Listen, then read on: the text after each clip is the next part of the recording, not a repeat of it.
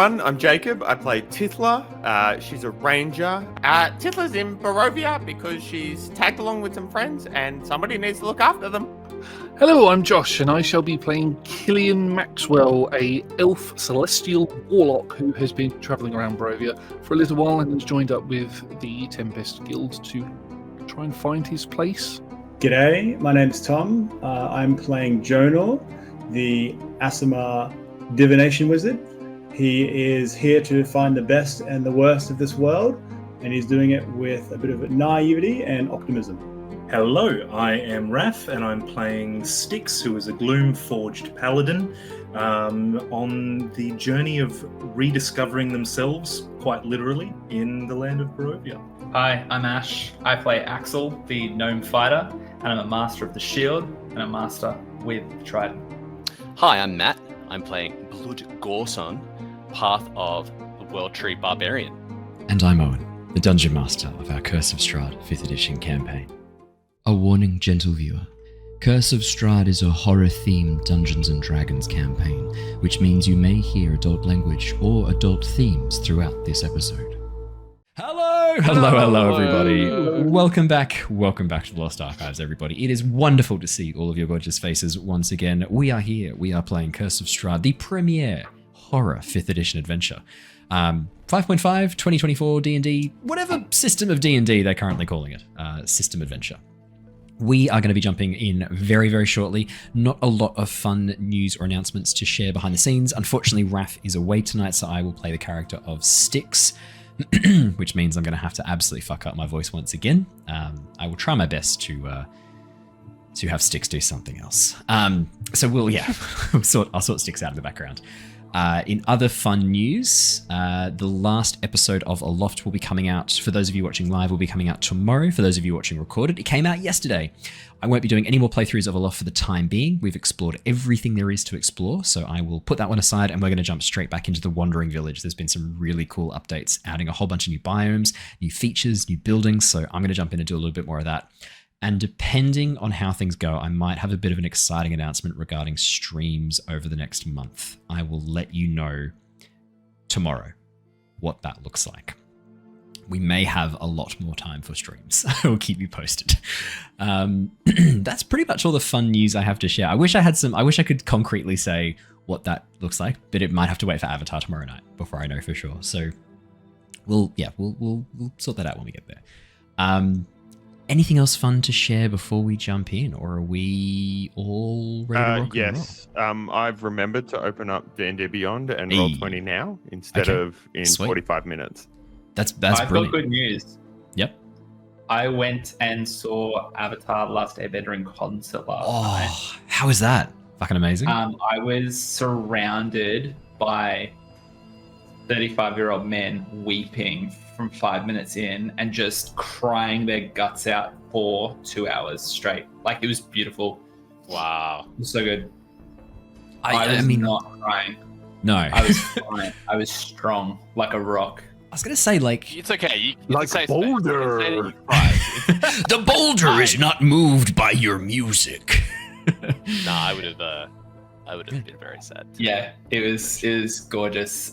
They had the original recording artist that played pretty much all of the traditional instruments. What did they from Vegas? What did they use as the sungi horn? Because I know that's an amalgamation instrument that they created. It's not a real instrument; it's a digital instrument they created for the track. What did they use as the sungi horn?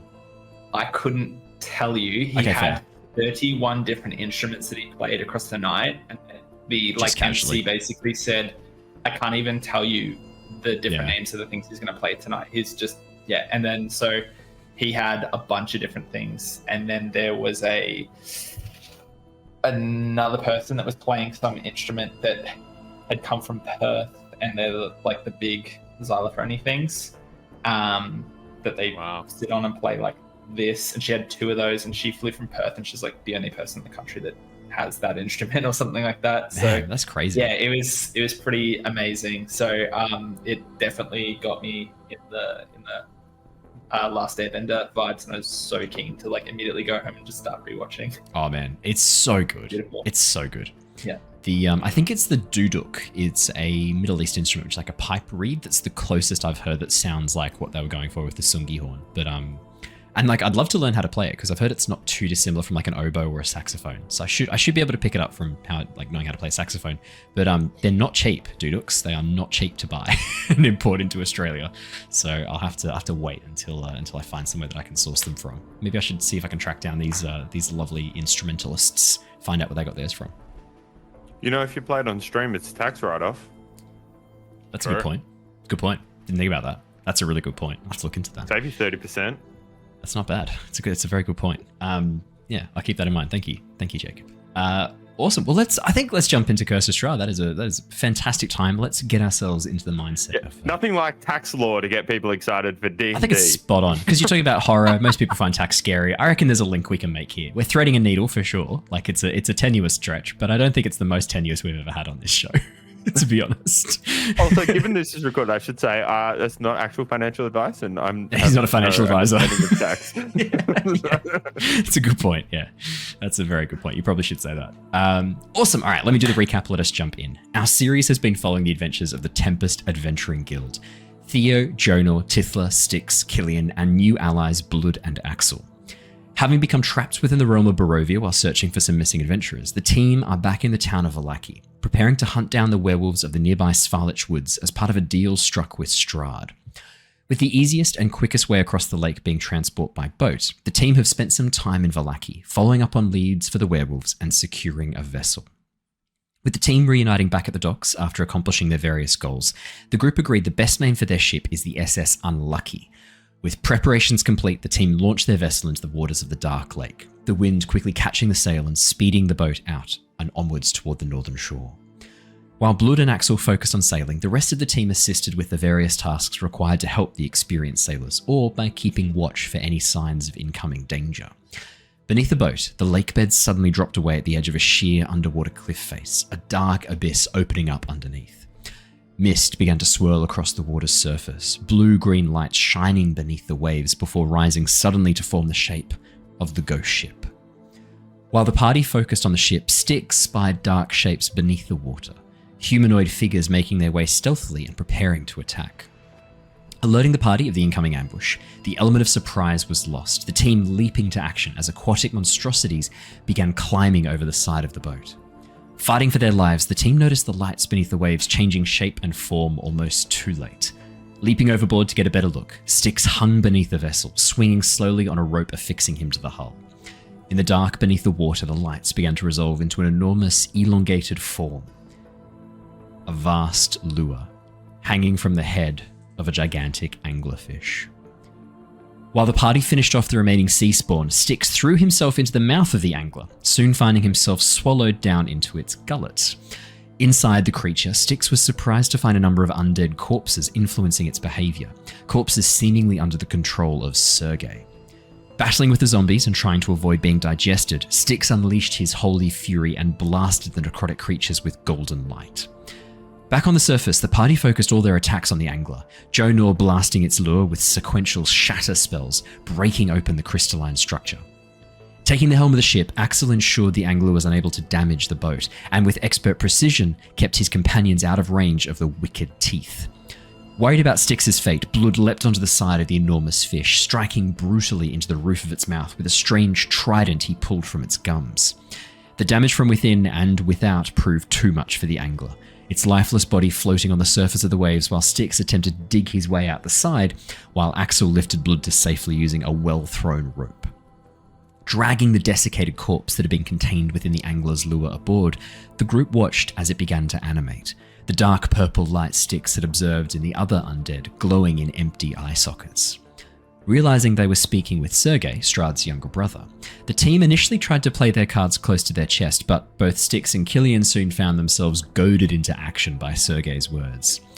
Beheading the corpse after Sergei briefly took control of Killian as punishment for insulting him, Styx burned away the undead form. However, as the puppet master controlling it retreated, Sergei warned that they would soon face dire consequences for their actions. We left off last session as the team arrived at the northern shore and prepared to head into the woodlands beyond, hoping to locate the werewolves in time to rescue the stolen children. where we left off last week, as you tied the boat to a nearby piece of driftwood that had beached itself on the side of the lake and stepped out onto the shore, the reeds parting underneath you, densely packed and providing a bit of cover for the muddy lake bed. A lone wolf howl rose atop the trees, echoing through the night.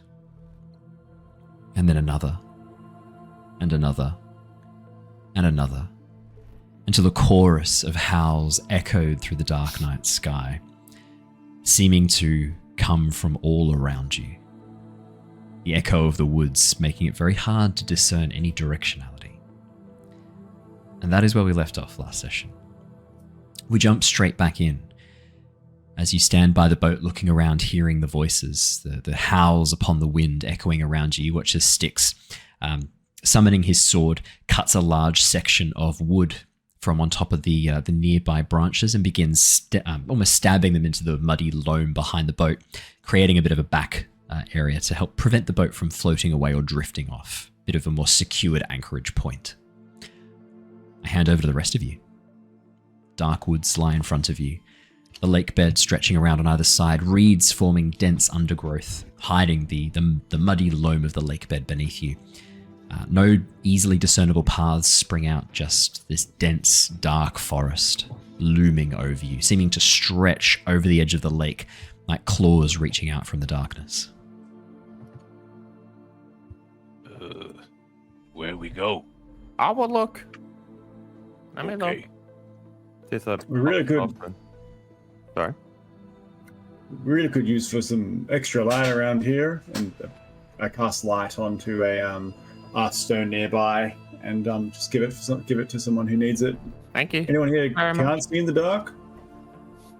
Yeah, and I'm gonna see if I can find any tracks. I can see in dark.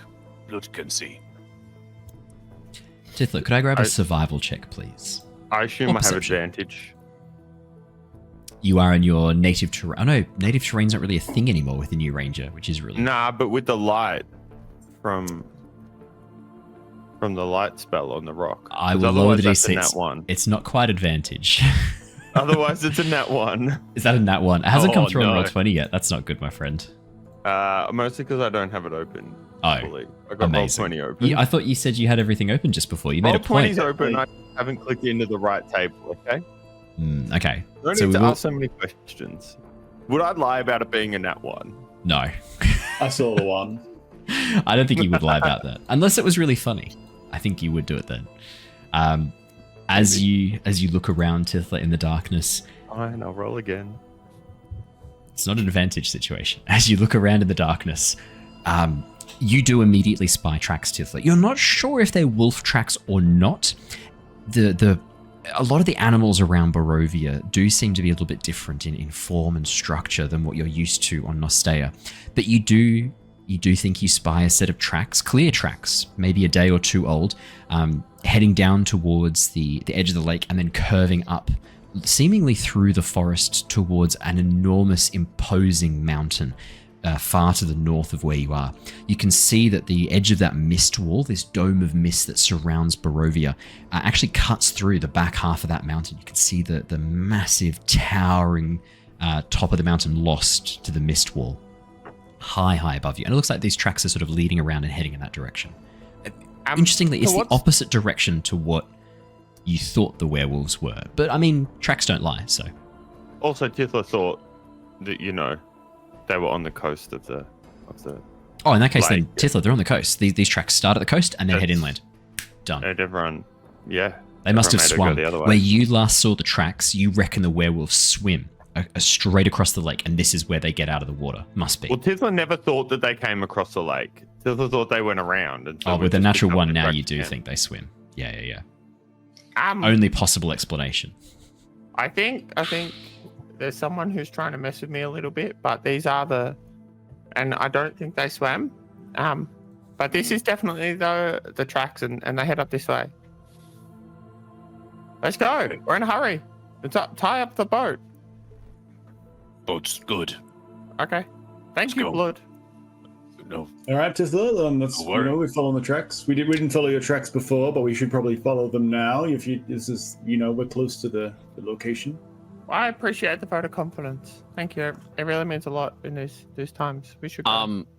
Blood, as we're moving, is probably interested in looking at the trees, sort of coming from like a seafaring sort of lumber, background. He's probably interested in just having a look at the trees and seeing what they can tell us. Do you want to make me a nature or perception check, Blood? Absolutely. Probably going to be a perception check on that one. Fair. If it rolls through, that'd be nice. You might have to click on features and traits in your D&D Beyond character sheet, and then wow. Okay. Shit. Sometimes we need to go to features and traits, then back up. That's a natural 20. Trees. That's a natural 20. That's 25. Good. As you look over the trees, immediately you can see that a lot of these trees seem to be very similar to foliage and trees that you're used to back in Nostea. You recognize a number of similar trees: birch, beech, and oak. But interestingly, the trees are different here. They seem spindly and weak. The look of the branches, the way they've kind of grown, you can see that these are trees that have been starved of light. They are doing their very best to compensate, but they've grown very, very slowly as a result, and not very consistently. You can see times where there might have been maybe more sunlight for them to grow, a lot of times where there's less, and it's resulted in these really gnarled, almost like warped and disfigured branches, creating this very bizarre effect. Looking at these trees, they feel sickly, they feel wrong. But more than that, as you look, you can see that a number of the trees around their base, around the edges where the roots have dug down, there are bones in various locations, nestled in amongst the roots of these trees, bones of wildlife, tangled, the roots having grown and pushed through, grabbing onto the bones. You think a lot of the nutrients that these plants rely on doesn't just come from sunlight. There's something else they're feeding on. Fertilizer, shall we say. You don't get the sense it'd be a good idea to spend too long stationary underneath one of these trees. It's not every tree, but it's a lot of trees where there's collections of small bones and long rotted strips of flesh and fur. Seems like they're feeding on flesh. Tithla. Yeah? Look. You see tree like this? I do see. I see this tree. No, but you see bones and flesh. Oh, and that's fur. not a tree. What? But it's there. What? Just because something's near a tree doesn't mean it is a tree. But it's here, and over there, and over there. No, those are just trees. No, but no. Okay. Look, Try again. the trees are. It's like they're being fed by corpses. Oh, you should have said. I haven't seen that before. Oh, Is that an animal or a person that's being eaten there? What bone is that? Natural 20 blood. Squirrels, deer, various other small animals, lizards, rodents, a few birds. You can see feathers, scraps of hide that's been lost.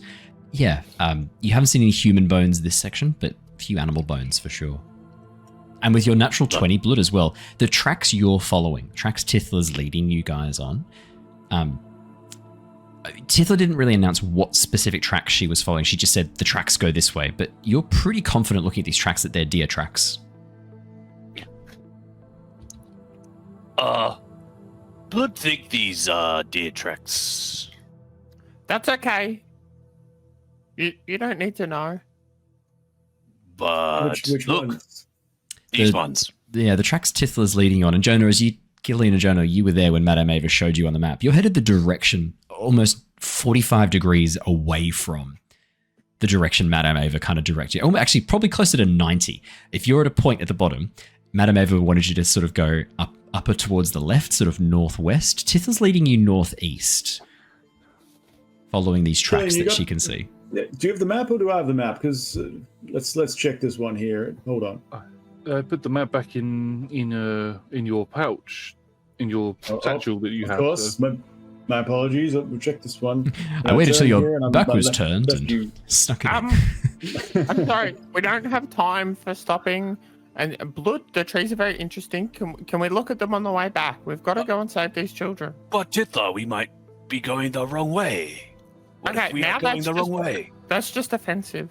I don't mean... Blood don't mean to overstep, but... That's okay then.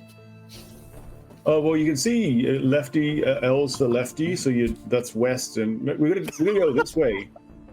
I thought L meant for lead on. No, that's how I figure out my left and right, is you form a shape with your hand, and then there's the shape of an L, that means left, and I'm just getting the orientation on this map. No, I think see, the other way. The L on the hand means let's try again. That's a very long. I've never heard. I heard left and righty in my studies, so because you got it wrong, you need to let's try again.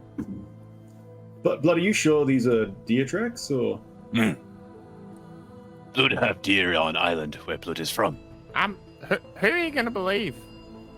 Tithla, now that Blood's pointed out. Sorry, God from the sky. Now that Blood's pointed out, if you'll be quiet. These are deer tracks. I don't need a conscience check right now. It's at this point doubt begins to creep into your mind. There's no inner voice telling me I don't trust myself. There's one though. Thing Tithla does is she trusts herself. In that case, then your conscience goes. I don't think these aren't wolf tracks, Tithla. Listen to me, please. As you hear your conscience echo in your skull. I think we should keep going. I think we should see we don't talk a lot. We don't talk a lot, Tithla, but I'm your conscience.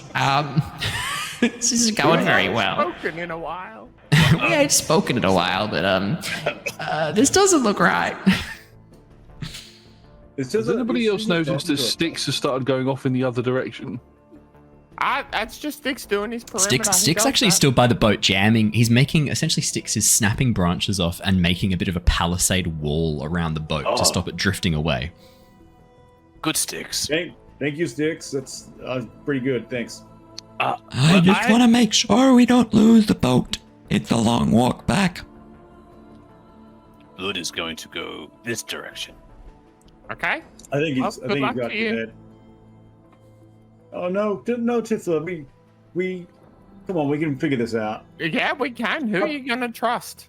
The person that you've known for now nearly 3 weeks, or someone who you met yesterday? I trust you to the end of this world. Thank you. Then we shall go there together. Which you are leading us to, Tithla. This is the wrong direction. You are leading us to the end of this world. That's what a nat one will get you. The thing is that this other direction, I believe you, but I think you just, spend a little bit more time and we can see the tracks probably need to go to the northeast. Okay. That's fine. If you don't believe me, if no one trusts me, then fine. We'll go your way, whatever. I don't even care. I trust you. I just think you might have gotten a wrong direction from this track. That's worse. All right, let's get going. I'm not saying that you're wrong, Tithla. I'm saying you're stupid and you can't read tracks. I'm saying you're incompetent consistently. Oh, that's okay then. That's normal. It's really important you understand this. I don't have faith in you. What you're doing? The abilities that I have. Exactly. Yeah. Oh, yeah. Okay. Look, if we do run into trouble and we can't find the place we need to go, fine. We'll go your way. We'll turn around. It's the way everyone thinks we should go. Look, I never care anymore. No, it's just Tithla. We all care. We're in a hurry, okay? You've decided we're going to go that way, so let's go that way. Let's not piss-part around here. Sure. All right. Blood is just trying to help get to kids quicker. Blood, I appreciate the words that you're saying. Thank you. All right. Hurts my heart a little. As you take off, I'm guessing the plan is... Sorry, no, Tom, you go, and then we'll go to travel. I was going to say, I would start to familiarize myself with the little toy that Tithla had from one of the girls. Awesome. So you're going to try and cast a locate person. Something like that. Yeah. Not yet, but have it ready to go. As you've been making your way through the overgrown and thick underbrush that grows around these scraggly trees, with your natural 20 blood that you get, the ferns, a lot of these sort of much more broader leafed plants that sort of sit in that undergrowth section seem to be doing really well despite the lack of light. The ferns in particular are wild and tangled here. You can see dense sections of bracken surrounded by these thick thorns with barbs easily as long as your thumb. Massive thorns sticking out from these brambles. It's going to be pretty hard work bashing your way through the forest without following a clear trail. My question is, what's the marching order? And is the plan to move as quickly as possible? Or are we trying to be a bit more careful, a bit more deliberate in how we travel? Or are we just bush bashing? For overseas viewers who might not know Australian, bush bashing is where you just pick a direction in the bush in Australia and you just walk in that direction. You are not dissuaded by natural barriers, both foliage and geography.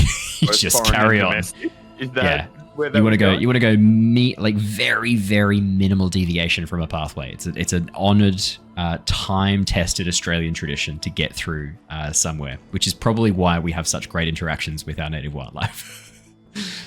Yeah, absolutely. Because you know better than the maps. Exactly Where it comes from. Yeah. It's literally like, I need to go north. So you turn exactly north and you do not deviate from that. Bush bashing. Yeah. Often involves stomping as loud as you can so that snakes hear you coming and clear a path. Murder you and you die in a hole. So snakes leave you be. Yeah. Snakes don't want to be stepped on. So as long as you're making big, splashy, loud noises, snakes will leave you be. You want to make yourself known. Yes. You want to make sure you're... Yeah. That's the thing. Yeah. Guys, I'd hate to make ourselves known to any dangerous things in here, so... That's fair. The werewolves were around, so maybe we should kind of take it a bit quieter. Yeah, taking it quiet sounds good. I would very much like to go in the middle of any sort of order that we're walking in. I'm feeling rather squishy at the moment. Blood is happy to lead. Axel, you want to come up front with me? I could do that, or I could cover our backside as we move through. That's fine. I can take in the rear. Okay. Following anyway. So. No, pat Blood on the cheek and carry alongside him. It'd be his ass cheek. You're only 4 foot tall. 3 foot tall. That's what I was talking about. All right, great. Cool. Just checking. As you just pat Blood's butt cheek, and you carry it. Blood is wearing. You are wearing pants in the artwork. Okay, cool. Just double checking. Yeah. You could have easily been wearing an Islander wrap, mate. Like a lot of the fashion of the Meloran orcs is very, very like easy breezy. If it gets wet, you just whip it off and chuck on something new. Like, it is a little bit colder in Barovia. It is a little bit colder in Barovia. Yeah, and you've been traveling near Nostea. Near Oshia, near Oxenfurt, which does get a bit colder in winter. So yeah, you'd have to. It's not quite the summer temperatures. Exactly. As you begin making your way, pushing through the landscape, could I please get from everybody? First off, can I please get? It sounds like you're sort of taking things a bit cautiously, not trying to push and be too loud. Could I get I'm going to say stealth or survival, your choice, and then could I also please get a Constitution check as well, not a saving throw, just a check, because I want to see, keeping up a bit of a pace, moving quickly, how you're doing with this. So 14 from Jonor for stealth, 20 from Axel for survival, 13 from Jonor for the Constitution, 19 survival for Blood, 24 survival from Tithla. That's okay. I'm pretty sure if it's only a plus. Oh, if it's a +7, what's your con? It'd be like a +2 in that case. Yeah, I got a +7. So yeah, con is a +3. I'll just reroll it. Oh, it's okay. No, we can just. Okay, go on. I was going to say we can take that, but then, yeah, whatever. 12. That's fine. Awesome Norse. Okay, so as you begin making your way through, your average stealth/survival check is actually pretty good. You guys are averaging about an 18 there. You are quiet and you are quick. Blood in front, being a bit stealthy, stepping over a lot of the bracken, finding clear pathways through. Axel, occasionally Blood will reach down, sort of pick you up over the top of things. Tithla, you're, I'm guessing, riding on the back of Dracob at this point, which does make things a lot easier for you walking-wise as well. Because you did, I think you said at the end of the last session you would resummon Dracob as soon as you got back onto the shore. So, or as even while you were traveling. So you're on Dracob's back, which makes things a bit easier. Jonor and Killian with Tithla behind, keeping up the rear, keeping an eye on things. Styx walking alongside you guys as well. And Blood and Axel pointing out some of the dangers as you pass through. You are quick and quiet. Over time, though, Blood, because you're focused so much on helping everyone else along and staying so focused on getting everyone moving, you do find yourself tiring quite quickly. You're not used to doing this prolonged, strenuous physical activity. You're much used to sudden bursts of activity required to keep a boat in check, but this sort of prolonged hiking you've never really had to do before. And the climate of Barovia is much colder than you're used to. You find yourself sort of shivering a bit as your body temperature begins to drop. Despite the exercise that you're doing, despite the physical exertion, you're losing a lot of your body heat quickly as a result, and you find your core beginning to chill as you get an 8 for your constitution check. For the next hour as you walk through, Blood, you begin to chill out, find yourself chilling down quite quickly, finding yourself beginning to get quite cold. The rest of you are actually doing okay. I think the lowest after that is a 12, which is absolutely fine. So you guys are getting your way through quite nicely. The undergrowth begins to clear as you head deeper into this section of the forest. Using the maps that Killian and Jonor got from Madame Ava, no clear directions or easy landmarks, just a vague directionality. Using the landmark of the enormous mountain over towards your right, which you think is probably Mount Baratok, after sort of looking over the map and getting a bit of a lay of the land. You think that enormous mountain rising into the mist, probably Mount Baratok. It does give you enough of a directionality to continue on, and before too long you find yourself stumbling upon a stream that splits through the forest, creating a series of open groves. And in one of them, as you crash through the undergrowth, you can see a woman kneeling down in front of the stream, washing blood from her hands. Next to her is a body, a man covered in blood. You can see his hair is a tangled mess, matted with blood. His neck and chest are torn open. The woman, her dark long hair tied back into a series of braids, you can see that she is crying as she washes blood off her hands. And as soon as you step out into the open, you watch as she looks up, her eyes catching yours. She slowly stands and reaches behind her to pull out a small dagger at her waist. Who are you lot? What are you doing here? We could be asking the same thing. We're not here for trouble for you. I say that not too loudly, just loud enough for her to hear. You are strangers to these lands. You are the ones that are looking for the children? We are looking for the children. The town really would appreciate them. How do you know they're gone? I am Zuleika. You watch as she sheaths the dagger. I am one of the werewolves who took them.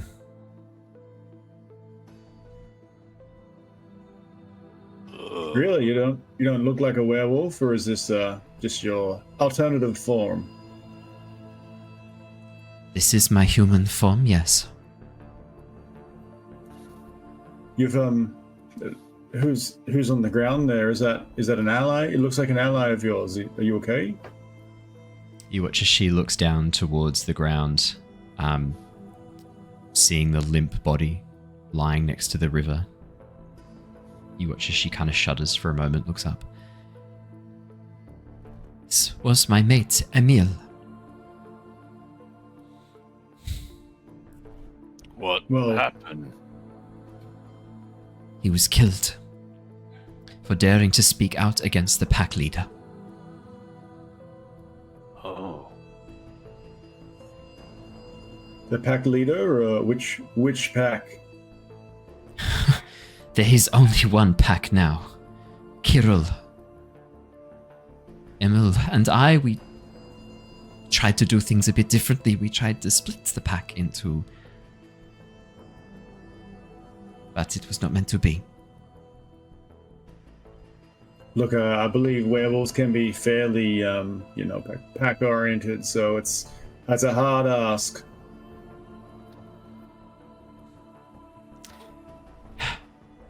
Yes. Why are you here? You're here to try and get the children back? You're too late. There'll be those that are not dead will already be they'll be members of the pack by now. Why do you say that? Because Emil and I tried to get them out last night. Tried to rescue them. We stood against Kiro's. We stood against Kiro's plans. He pits them against each other. Only the strongest can join the pack. Emil and I saw this as a waste. We wanted to turn all the children. Build up our numbers, grow strong again, and maybe find a way to resist dark powers that rule these lands. Can I get an insight? I'm trying to figure out, is this a straight story? Yeah, for sure. I will also join in on that. Yeah. I've been tuned in on what she's been saying. In particular, like probably leaning on previous studies of werewolves of if that is a typical dilemma there would be between like views in a pack. Like, yeah. For sure. I'll be 2 seconds. The dogs are barking like crazy. I'm just going to double check they've not gotten into anything problematic. I'll be 2 seconds. No worries. So life goes. Owen sucks, right? Owen will probably watch this back and then penalise you for it in the next session. Good. If that's the case, Owen, you suck. Okay. It sucks to be Owen. Gosh. You bloody But mate. in all seriousness, though, it's nice that he does this for us every week. It's nice. It's good fun. It is very Yeah, it is nice. Doggy. Puppies! You can't see them yet, everybody. But... Yay, bubbles. Aww. Oh no, you can see them. Cute. Okay, I've got them both. I'll just stay with me now. What were they in? I'll give you 3 guesses. Okay. I'll just tell you. So my parents' dog, who we're babysitting at the Bacon. moment, dog sitting, Angie, she'd gotten into the bin, and our dog Lumi was trying to let us know that mischief was happening. She's a little squealer. She's a rat. She's a snitch. Absolutely. She used to always snitch on Lucy whenever Lucy did anything wrong. Immediately Lumi would join in, and then as soon as she heard us coming or heard we were nearby, she'd switch into snitch mode and be like, "Lucy's doing the wrong thing. It's not me. It's not me. It's not me." I'm a victim here too, guys. Yeah. But she'd join in until she heard us coming and then would switch into snitch mode. She's such a snitch. It's so funny. I just said doggies, and then my dog looked up at me and farted. So That's pretty funny. that's pretty funny. 18 from Jonor, 23 from Killian. Nice. Jonor, werewolf packs. It's one of those things that's a little bit hard to kind of know. Because you were asking, is this normal werewolf behavior, yeah? Yeah, so Yeah. would they normally deliberate about? Yeah. Yeah, it's hard to know. Your studies of werewolves it probably hasn't been super extensive. I think we covered this when Grinner accidentally consented to getting a werewolf liver transplant up at the Abbot. That's a longer story. I know Ash and Matt are sitting here like, what the fuck? Yeah.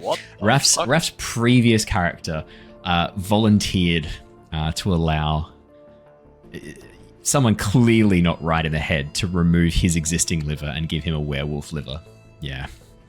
It's a long story. But during that moment, I think we did a check for how much you knew about werewolves, and I don't remember it being super crazy high. So, in terms of normal werewolf behavior, for a start, deliberately turning children, that's a bit weird as well. You can kind of get why, right? Get them when they're young. It means they're more likely to be subservient to those in power. It means you kind of indoctrinate them, change their opinions. If you separate them from their parents while they're young, then they're going to have more of a reliance on the pack itself. Yeah, I mean, definitely you can see there might be some benefits of that particular strategy. But having children fight to the death so that only the strongest can join a werewolf pack, I mean, that's really fucked up. We're talking You're hoping that's not normal behavior for werewolves, for sure. 18 and 23 for the insights. Yeah, you get the sense she's not lying. There is a hopelessness. This woman has just lost everything she cares about. She's devastated. This is a person who is barely clinging on to a will to carry on. She is facing down the loss of her mate. She seems truly distraught. There is something else there.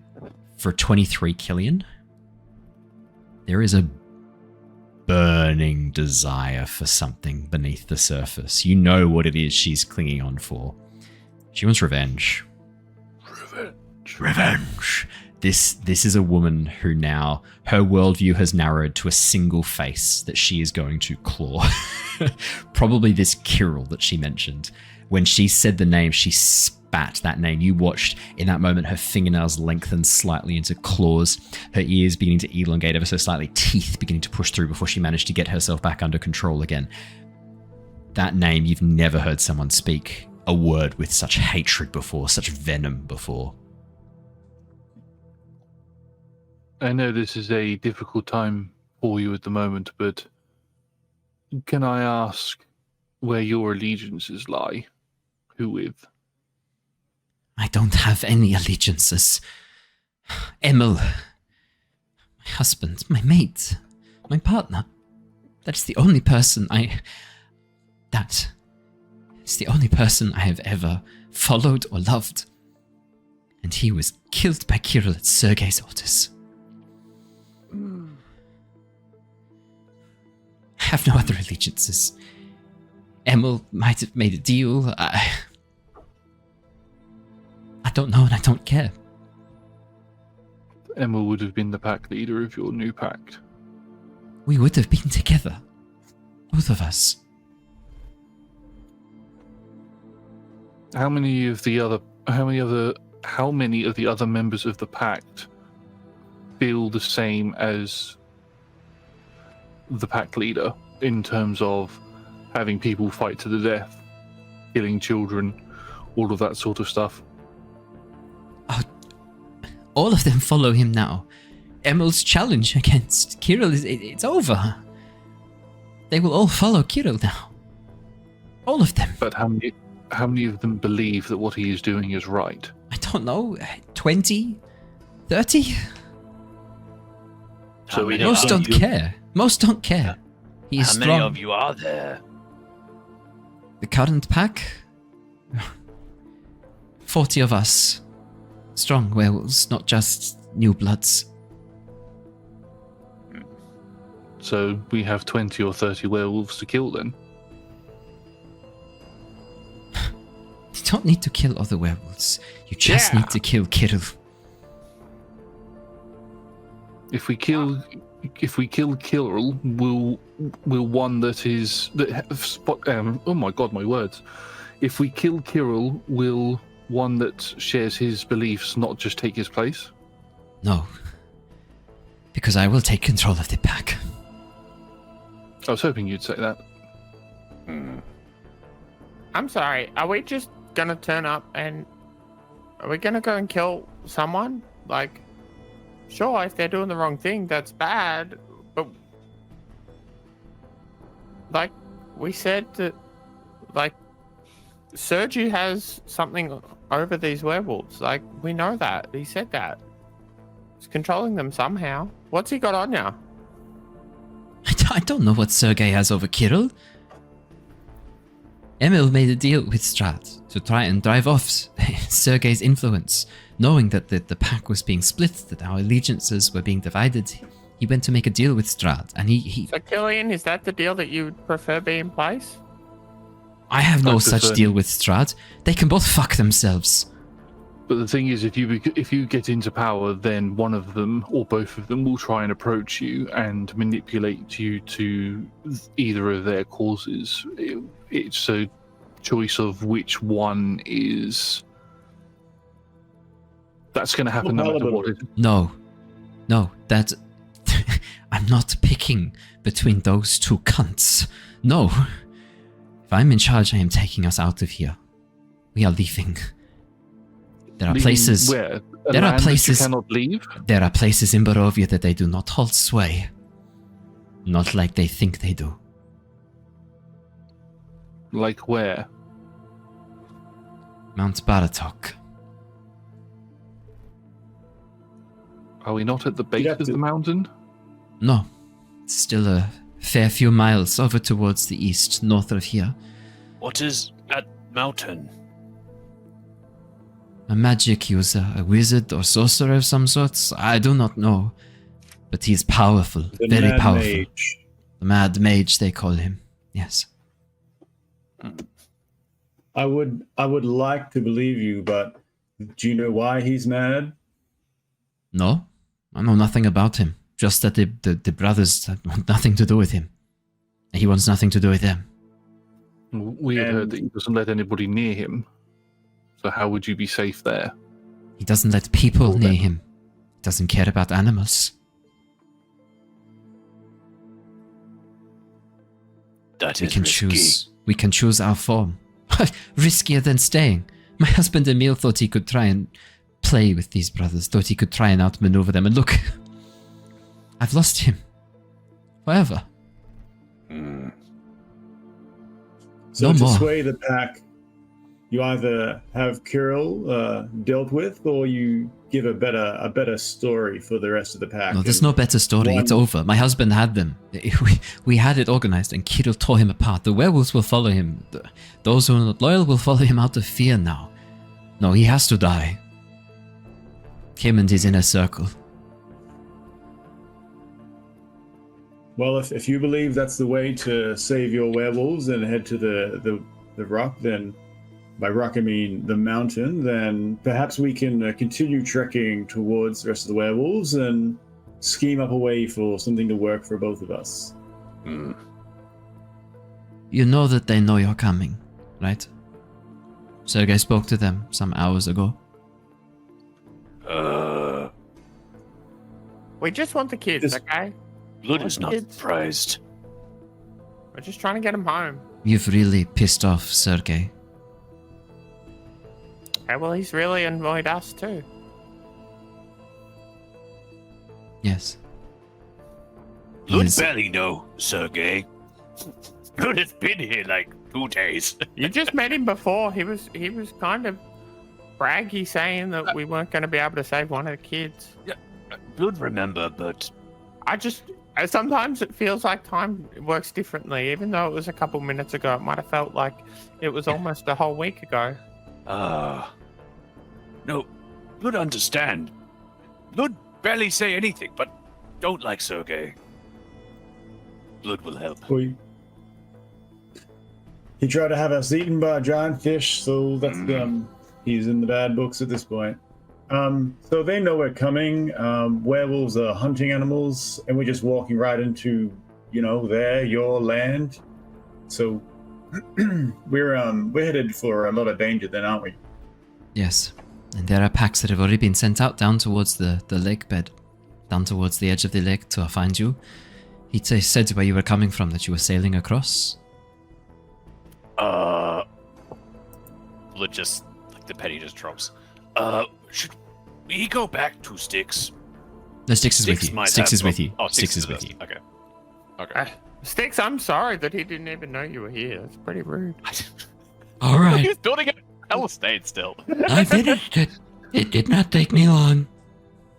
Oh, good Styx. Styx, what was your favorite construction method for the palisade? Slamming them into the earth really hard. Mm-hmm. Did you use lashing? Nope. I just moved sticks from branch into mud.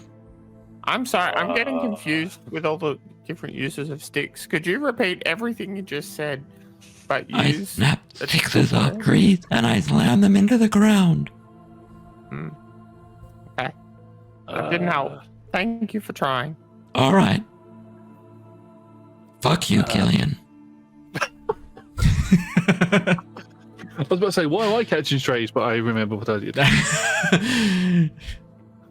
Blood is Just not. paraphrasing. Blood is happy for Styx to build palisade wall, but Styx Blood is worried about ship. And werewolves. And werewolves wrecking ship. And then we are stuck. We won't be stuck. We can just walk around the lake. Yeah, it's a lake. We can walk. But... There's like 20, 40 werewolves. We can't just walk away from them. Yeah. So we're walking into a trap from the sounds of things, and we're about to get pincered. So changing our pathway probably makes sense. Yes. Blood think we choose fight. Yes, you are going to need to you approach head on, they will find you and see you. They know you are coming. Kirill is ruthless. He won't spring the trap until you are well within its jaws. You know land well. Yes. Do you know a place where we could fight? A clearing? Somewhere better than this? Yes, I do. I know a place where you could lead some of the packs that are out to you. If I was to howl, to draw attention, to bring them in, I could maybe help you set an ambush, but you would need to kill all who came. There could be no warning back to Kirill that I am helping you. Oh. I don't know that we can do that. Why can't we just catch him and... You can catch them if you like, but they cannot get back to Kirill. He cannot know that I am coming. Oh, that's okay. Will Kirill or honor a challenge if he is challenged? Yes, if it is from a werewolf that he considers his equal, yes, he will. He will honor one from me as well, if I were to challenge him. Oh. Do you think you'd win? No. Okay. So, what's the plan then? Fuck the challenge. We kill him and we kill his inner circle now, and I take control of the pack.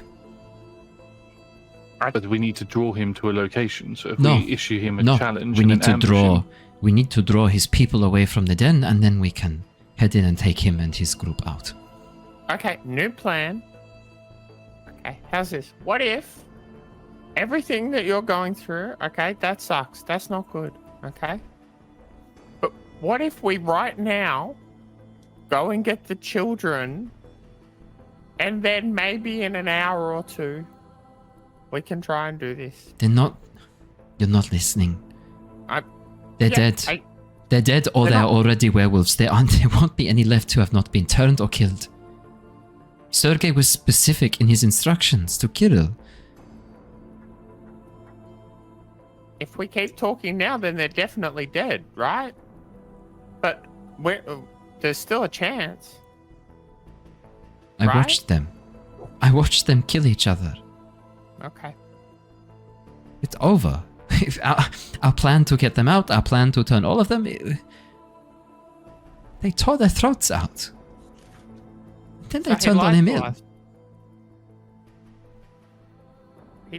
How did he lie? Why did he lie to us? Who? Sergei. Because Just that's a what he couple minutes does. ago. He lies. Hours ago, Tithla. We're talking like 4 or 5 hours ago. What feels like a couple minutes ago. Sure, but it was 4 or 5 hours ago. Okay, well, I'm gonna have Well, to deal with him. Sergei clearly wants to have us killed. We're proving to be a bit of a disruption for him. For the pack to be, the den to be emptied, Kirill has to send out all the werewolves for something in particular. What would be that important that the whole den would be evacuated for? You. Or, You. Sergei has told him he needs to kill you. All of you. Except her. She points Me? towards Tithla. What'd I do? He wants you turned. And you. Points towards you, Killian. He wants your body. Once we have dealt with you. What you do with killing body? I don't know. I didn't ask. he'll want to raise me as one of his minions, I reckon, for eternal damnation or some nonsense like that. Oh. You really Is pissed my him guess. off, you lot. I've never seen him so angry, or heard him so angry at what he did, what he ordered Kirill to do to Emil. We never turn on our own kind, ever. It is the greatest taboo to kill another werewolf. Well, the way Blood see, we either stage an ambush and kill some of the pack, and then attack Cyril while his numbers are down, or we cause a diversion, try to get the pack out, and then we find where pack is, and we attack while they are distracted. Can you smell us currently? Yes, of course I can. Of course I can smell you. Trying to stage an ambush is going to be difficult with creatures that can smell us from a mile away.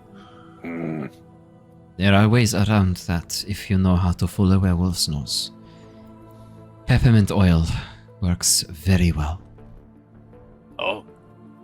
Do you have any on you? Yes, that is how we were going to get the children out so they could not track us.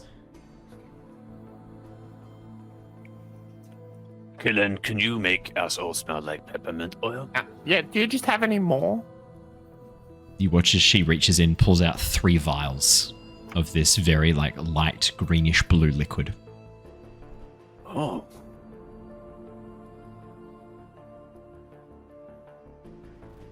Well, that makes that decision easy, doesn't it? Styx probably doesn't smell of anything because, Styx. I think he smells like fish, actually. Yeah, I think you'll find he reeks of fish guts. Yeah. And you know what fish guts doesn't smell like? Group of travelers. That's a good point. Yeah. If we're going to set an ambush up, we know that Sergei has a particular interest in 2 of us, being myself and Tithla. If myself, Tithla, and Styx use ourselves as bait, and you 3 pepper yourselves up, you could ambush them while they're coming for us. All right. Sounds good. I just got Axel, a what you question. think? Yeah, I think I'm all for saving the children, but if the children are already turned or eaten, I don't mean any disrespect, Zalaka, but why are we gonna go in there? That 20, 30, 40 werewolves, that's lunacy. Because if you don't deal with Kirill now, he's not going to stop with just 5 children. He's got to come after all of them. All of the children from the outlying farms. That's what Emil and I were trying to stop. I know you care about them. It's too late to help them. Well, it's not actually. Those who have been turned, those who have been made werewolves, they will suffer under Kirill's leadership. You think that they'll have, just because they've survived the first test he sets them, they will live to see another winter? 2 more, 3 more? His cruelty is without end. No. If you want to save them and any future possibility, any other children who could be in the firing line, you will need to kill him now. You will need to help me kill him now. How many of them turned? How many 2, have died? 3? I am not sure 100%. Kirill had already captured Emil and I when he ordered the children to fight to the death in the pit. How many of his... You said there's 20 or so of his followers that support him. How many are in his inner circle? Maybe 5 or 6. I know for sure will follow him and do what he says without question. The rest will do so out of fear, not out of loyalty. So if we slaughter those 6, problem solved, right? Yes, that will be enough for me to claim the pack. You get rid of Kirill and his alphas, yes. That's what he calls his inner circle.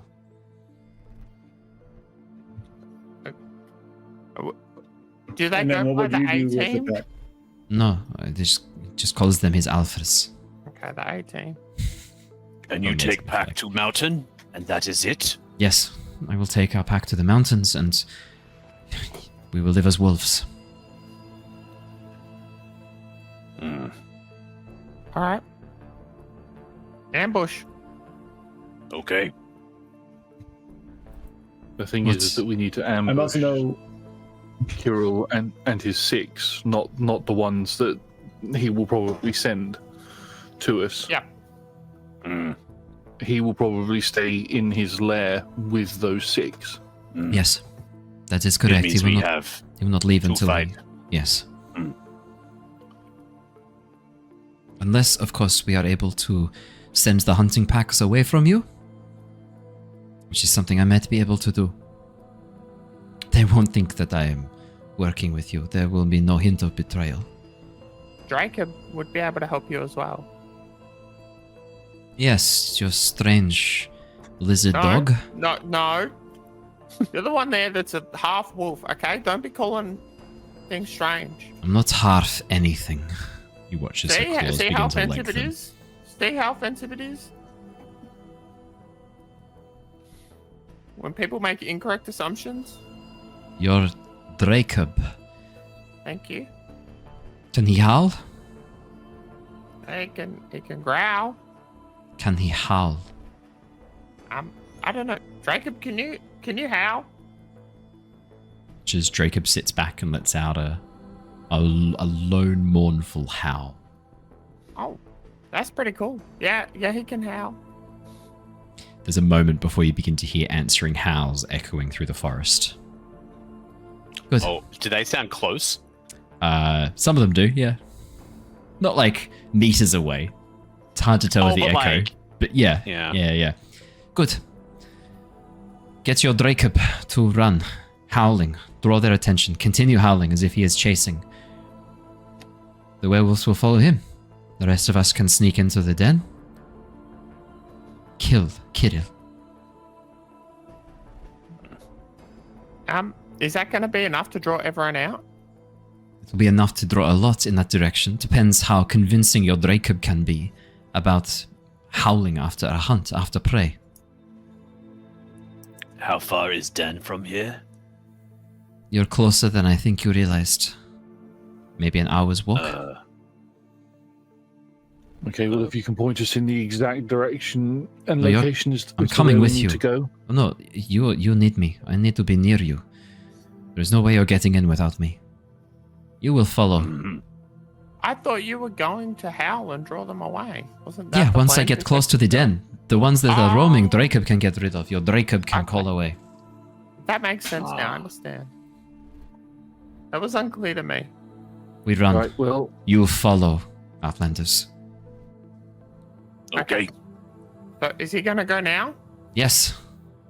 Send him now. Howl, run. He is drawing them here with his howl unless he runs now. Okay. Jacob, you got all that right? Okay. He watches Cool. the sort of lizard-like head turns and cocks looking towards you and lets out a low grumble. Okay. Thanks. Be safe and hide and come back. Okay. Could I please get... just quickly pump a first level cure wounds into myself because I am in desperate need of it. Very nice. Could I please get from Tithla? Could you roll for Dracob, actually? Could you roll for Dracob? I'm going to say that this falls under a persuasion. So can I get, because I know it doesn't have persuasion check, so could I get one charisma check and one constitution check, please?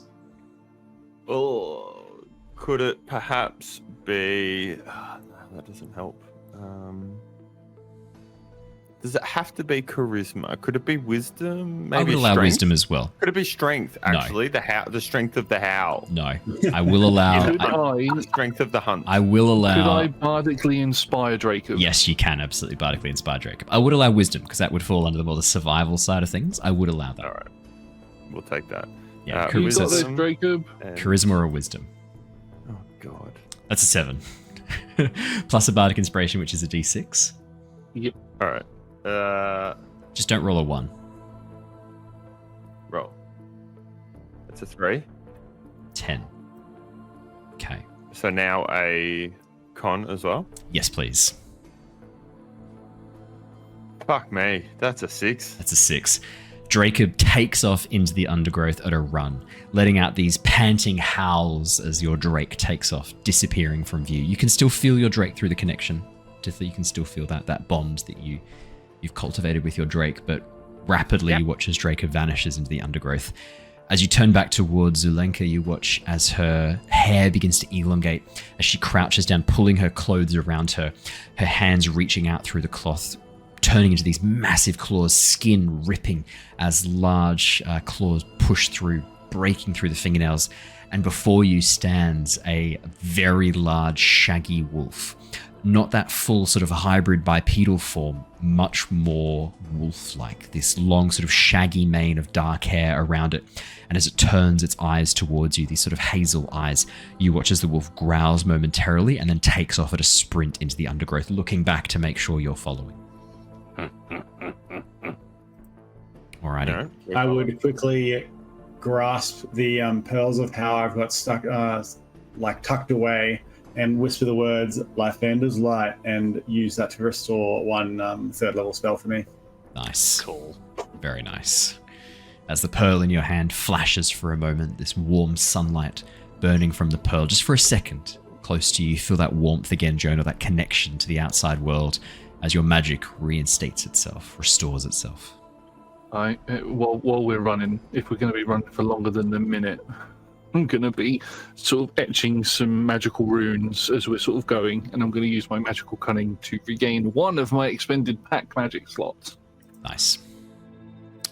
As you take off at a run after Zelenka, the wolf-like form, this wolf form that she has taken on, does not slow down or really pause very often to give you a chance to keep up. You are running at full pace here. Tithla and Axel, this is probably a bit more of an issue for the two of you, given you are... I don't think it is, given Tithla has a walking speed of 40 feet. Axel, this is more...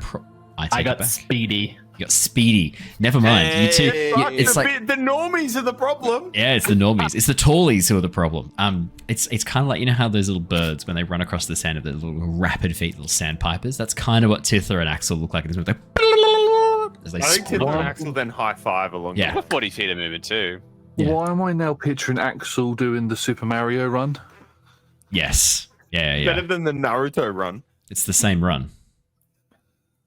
No. It's the same run. Except Mario is more upright, whereas Naruto is very much down. Yeah, but it's the same. It's the same run. I got you. I already said that you're wrong, Owen. Move on. Give up. Carry on. As you take off at a run, never mind, Axel and Tithla, you've got no problems keeping up. It's actually Jonor and Killian who are the ones struggling a bit with this rapid pace set through the undergrowth. As Zulenka leads you deeper and deeper into the forest, occasionally you watch she pauses for a second, growling back at the lot of you, and then crouching down low into the underbrush. You're not sure what it is she saw, heard, or smelt, but these pauses last for 5 or 10 minutes, and occasionally you hear wolf howls coming from the nearby area. Could I please get from Tithla? Could you please roll me a D20? I'd love to. I'd love to do that for you. It's just for you, Owen. Thank you. Really appreciate Perfect. it. That's a 4. That's a 4. That's not what you wanted to get. Uh-oh. You don't know me. Oh, okay. In that case, then. I'm kind of an agent of chaos here. Let's just say that. It's very true. As you pause for a moment in the undergrowth, the third time that you've had to sort of stop and suddenly come to a halt, waiting for things to pass, you watch as a moment later, Zulenka growls hurriedly and then disappears, jumping up into the trees above and vanishing up into the foliage up above you. There's a sudden pause, and then you watch as bursting from the undergrowth just in front of you, 3 large wolves, very similar to Zulenka in appearance, rush forwards and growl. As they look at the lot of you, watch as one of them slowly stands up, shifting into this much more hybrid-like form. As the wolf-like muzzle, like bipedal, these like digitigrade legs, tail still hanging between the legs, ragged clothing hanging off them, you watch as the face breaks into this very large smile, all teeth on display. This growling voice emanating from the muzzle. Well, you going to come with us? Or will you run? Please run. Are you part of the A team? What? Are you part of your pack leader's inner circle? Oh yeah, the Alpha Squad. That's the one. What do you know of Kira's pack? It's at this moment. Clearly not much. That's why I'm asking. You watch as a shape drops down from the trees. Another hybrid-looking werewolf, Zulenka, as she drops onto his shoulders and digs her teeth into his neck, tearing out the side of the flesh. Whoa. As she turns towards a lot of you, hear her voice much like warped by this form. Kill them! And then she begins digging back into his throat. Could I please get initiative? Okay. What? Unfortunate. I will. Are we start the clicking name on out. the token? Don't. Oh yeah, that's a good point. Hang on. What I'll do. That's easy. Let me bring you across. I'll chuck you back on this one, even though it's not quite the right map. We'll stay in Theatre of the Mind, and this way you can click on your tokens and still. Oh my Does that mean I get to re-roll? No, I'll add you in. Damn it. That's a 5 from Tithla. That is a Off another nat 1, by the 6 from way. Killian. Wow. 23. Could you from add me in? Axel. Because I definitely would Yes. love to use my 23. Yes, I'll add you in right now. That's easily done. And I better roll. Killian, how come yours hasn't come across? There we go. 6. So we've 9. got 9 for blood. For blood caution. And let me just put the werewolf tokens in. Oh, this is fun, isn't it, guys? Aren't you stoked? You thought you weren't going to have to fight werewolves tonight. Did we? No. I mean, if you did think that, you're idiots. This is lose-lose. Wow. What do you mean? I don't know what you're talking about. I'm going to have, for the interests of saving my time, I'm going to have Styx and Zelenka focus on that one werewolf who spoke to you. You've just got to deal with 2 of them. That way I don't have to worry about rolling for Styx. Alrighty. And I just need to have... Can you guys see that werewolf roll yet? No, they haven't added to the initiative. Let me try that again. Negative. That's right. Let me try that again. There we go. Alrighty. Perfect mundo. First up, taking the lead, is Axel. Okay. Does anyone ever call you Axolotl? They do now. That's good. All right. How close are these guys? Are they like 5? At this point, cool. they're 20 feet away from you. I'll do it so that you guys are kind of on the map. Because they kind of burst out of the undergrowth right in front of you guys. Cool. So I close the distance to put myself on maybe the tile to the right there, just so I'm adjacent to one of those 2. Actually, yep, that's cool. And then I'm gonna grab my trident that I pulled from the teeth of the big fish last thing, and I am going to say the word that I read off it. Where is it? Akande, as it ignites in flame. Nice.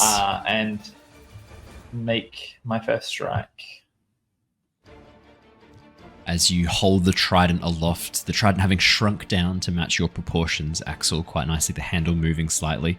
That is a natural 20. Holy shit. Whoa.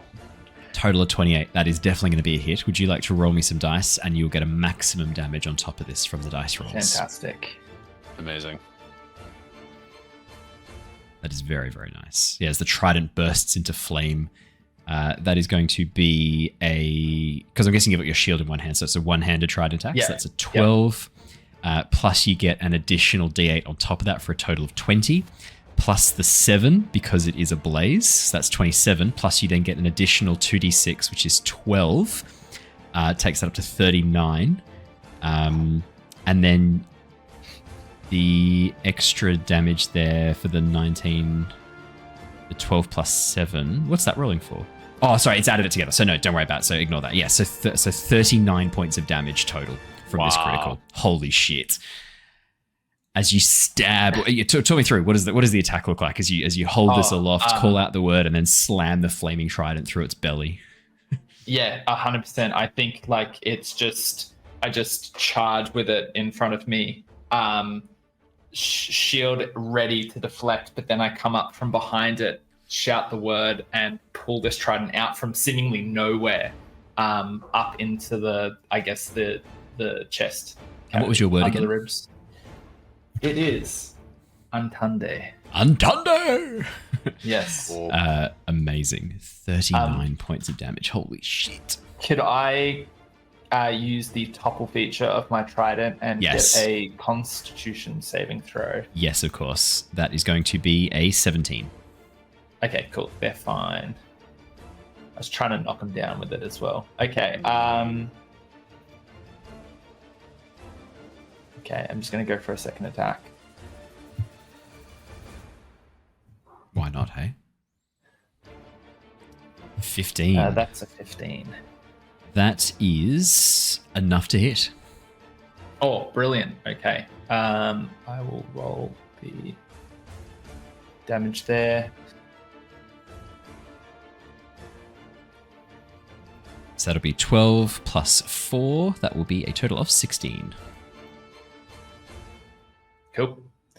That should be. And then I think the last thing I will do is I will second wind. Nice. Get some health back. Why not, hey? Ooh, nice. Very, very nice. Anything else in your turn, Axel? That's my entire turn. The werewolves are next. The werewolf that you have attacked, Axel, will unleash upon you. It is going to do a claw and bite attack against you. So that is going to be the claws first. As the werewolf strikes forward, that will be a yikes. That's going to be a 22. Yes, that will hit. That will hit. That's going to deal. It's only 9 points of slashing damage. Could be worse. Could be worse. Could you please? Oh no, sorry, not yet. It's the bite. That's the important one. The bite's a 20. Does that hit? Unnatural. Yes, 20 hits. That's going to be on the bite attack. That is going to be 11 points of piercing damage. And could you please roll me a Constitution saving throw? Yes, I can.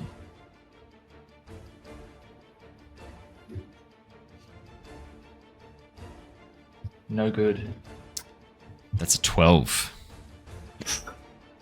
No. 12 is the DC. Meets it, beats it. You're not sure what it is you just dodged, but you feel like a silver bullet, possibly. Might have just been dodged with that one. The other werewolf is actually going to try and rush past you, Axel. If you want to make an attack opportunity, you can now. Yeah, cool. I will definitely take advantage of that. Nice.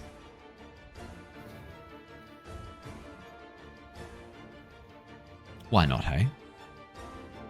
Ooh. That is a 25 to hit. That definitely hits. Okay. That'll be 15 points of damage. 7 piercing, 8 flame. Very nice. Does that also Topple? hit Yes. Yeah, cool. Yes, you can also trigger topple. Yeah. Yeah. I'll make a con Would be save. Great. Natural 20. I've wasted on that. That's so annoying. I would have loved that on the next roll. Damn. Okay. Amazing. As it runs past, rushing past you, Axel, it rushes towards the rest of the group. You watch as the werewolf looks across at all of you, sees Killian and Tithla, the two it was ordered most of all to focus on, rushes up next to you as it rushes forwards and goes, "Stay still, prey," and slashes out. It's going to try and claw at Killian and bite Tithla. Yep. Oh no. They were told they needed to turn Tithla. Never mind. I got another natural 20, guys. Don't worry. Killian, that is a natural 20 on the claws against you. I know you were panicking, but it's okay. I got it. I'm glad that was against me because you've I'm got the immune to natural 20s. Yeah. 24 still hits. You are immune to the critical damage. It does mean that it doesn't do critical. It does mean that this is only going to be 9 points of slashing damage. That would have been 21 points of slashing damage if I'd hit that critical. Been a bit worse. Tithla, does a 22 hit you? Oh no. Yes, I know it does. That's going to be 11 points of piercing damage. And could I please get a Constitution saving throw? No. Sorry, let me rephrase that. Tithla, roll me a Constitution saving throw. Oh, sure, 13. All right, 13. 13's okay. 12's the DC. Meets it, beats it. Nice. Very nice. It's that easy, guys. That is the werewolf's go. Jonor, you are up next. as the werewolves rush through the bushes and are jumping at our mates, I sort of duck behind a tree, stick out to the werewolf closest to Killian and Tithla, and I take a step towards it and say, "Would you kindly continue chasing the pack you are looking for? They are down by the water. Go get them and howl." As I cast suggestion on the one werewolf we haven't started attacking yet. This is not the goblin you're looking for. I will make a Some wisdom might say saving throw. down by the river. Yeah. Ah, Yeah, wisdom and DC 17. What was the DC? 17? That's a 16. That's a 17. fail. It's a fail. Yeah. wow. As you say this, you watch as the werewolf kind of cocks its head and goes, "I should chase the others down by the river." It looks like it's turns and faces away from a lot of you, looking towards the river, sniffing the air as it does so. Yeah, it looks like it's ready to head down towards the river, Jonor. I tap, guys, this wolf, it's gonna go away from us. Do not attack it. It is under my control. Do not attack it. Kill the other two. And I will, that's it for Jonor. I stay behind the other two. Fantastic. Blood. Blood. Blood seeing Axel in the fray gets very angry and will charge. As he enters a rage, he doesn't even have to use his movement. He uses his pounce to just jump like just in an arc 20 feet into the combat next to Axel, I believe. Nice. And just starts laying into this already weakened werewolf, trusting that our new werewolf companion and Styx can take the third one. So he's just going to try and dispatch this weakened one. Really nice. As he does this, as he enters the rage, you again see the trees, the growth around him begin to wrap and twist, seemingly giving him some sort of protection. And a faint aura glows as this happens. He also gets 9 temporary hit points. Even nicer. Very nice. Cool. He will then bring out his large wooden basically a great axe. And yeah, just starts laying it down on this werewolf to try and dispatch it quickly. Very nice. Cool. Don't be distracted by what's happening on my camera. Very awkward pickup of a dog from the left-hand side, which is the most most difficult part. I could have just gone down to the right; would have been way easier. She wouldn't go there. She kept sticking to that side. Wouldn't she, you little rascal? Hey. Cool. Pretty cute. Even if you're a little shit. So 12 points of slashing damage, plus your great weapon master damage. That's a total of 16. Would you like to add your rage damage? I would like to add my rage damage as well. Very nice. And then I will also... Yeah, I'll also... For the second attack, I will also use a brutal strike. Ooh, very nice. As well. So we'll go again.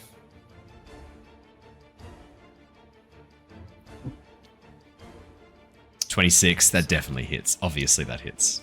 Nice. So that will be... Holy shit, you guys are rolling really well tonight, actually. That's really good. How do you want to do this? 23 points of damage. How do you want to do this? So as I kind of follow up with one attack with the axe, sort of clefting into the... Clefting in twain. Yeah, clefting into the chest cavity of the werewolf, kind of stunning it backwards a little bit. I sort of swing around in a wide arc, and I just lodge the great axe like straight through the maw of this creature, like just pushing it through its head, cutting it in half. Nice. As the werewolf body falls to the ground, limp and lifeless, I'm actually going to take you out of initiative. You guys dealt with that really quickly and prevented them from doing the call to the wild. So there's no more werewolves coming. As you look over towards... didn't even need a turn. No. as you look over towards. Actually, no, go on. Tithla and Killian. Actually, I will give you guys turns because we do need to know what's happening with the werewolf that Styx and Zelenka are currently taking out. It is important for me to know that because it could still get a chance to call off and call for allies. So yes, Killian, you're up next. I'm conflicted because Jonor has cast a spell to get this one to run away, but we've also been told to not let any of them get away because they will tell them where we are. But this werewolf also hasn't been damaged. So I think I'd like to double up on the suggestion. Ooh. For the other one as well. No, on the same one. Oh, same one. Okay. I want to get, if I can, I need to check to make sure that it works the way that I think it does. I'd like for this werewolf to forget that it saw us. No, suggestion. Can't change memories. Can't change memories. Damn it. Yeah. I don't have modify memory. That's right. Modify memory would be great for that. This would be a great time to pop modify memory out if you had it, for sure. Oh, yeah. I'm not high enough level. It's one of those spells that people don't get enough. It's a really good spell, modify memory. It's a really good spell. I think what I shall do then is I'm going to go help Styx out with Styx and that Zelenka. werewolf. So, because I don't want Jonor to waste his magical energy. So I'm going to move over to it, and as I'm moving over to it, I sort of a white moonlight sort of comes across my form, and as I put my hand into it and pull out, you'd think I'd pull out the short sword that I purchased from. Who was it I purchased it from in Valakia? I can't remember what his name was. Steiner. No, sorry. Gunther Adasek. Gunther. Instead of pulling out the short sword, because of it not being a very powerful magical weapon, I can adapt what it is. I pull out a great sword instead, blinding moonlight within 10 feet, and then I just strike at this thing two-handed. Nice. Very nice. Blinding moonlight too, because it's moon touch. That is good to know as well. It's also silvered. It is, yeah. So I don't know how that's going to.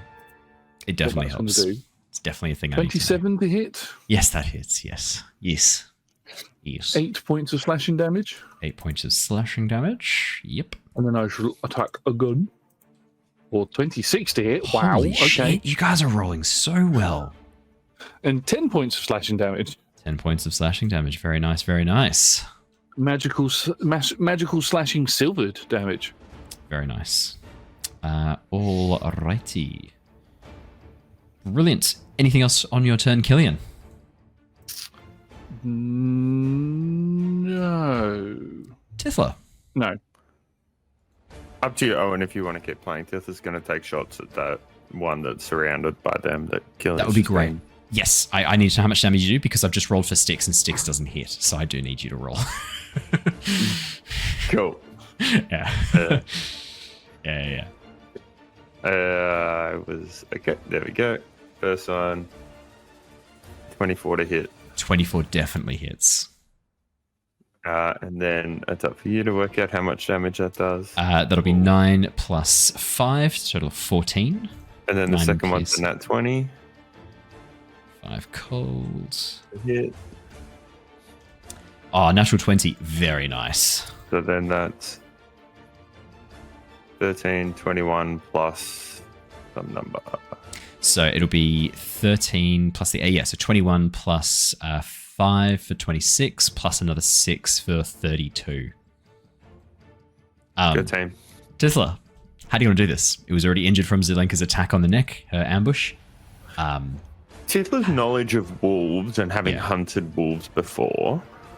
This is more in wolf form, right? Yes, yeah. These two haven't sort of transformed to that full hybrid form yet. Tithla didn't quite like the way that it was ambushed and there was no way to have a conversation. So Tithla wants to put it out of its misery. So she would be going for a very deliberate, quick kill shot, whether that's like straight through the chest and into the heart to just have that stop beating, whatever she knows is to be the best way for wolves, and then extrapolate. Heart's a pretty solid bet for all mammals. Anything. Yeah. But then positioning would then be based off of her knowledge of wolves. Yeah. Sort of aiming for a gap in the ribs, that sort of chest cavity, just a little bit to the left of the breastbone. Yeah, 100%. You kind of know where you're aiming for.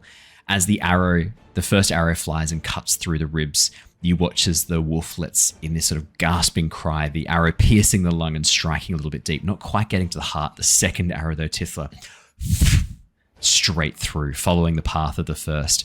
You watch as the creature goes to sort of let out this gasping cry and drops to the ground. Immediately.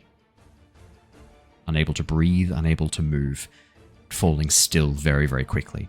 A slight whining, pained noise escaping its canine mouth before it falls still.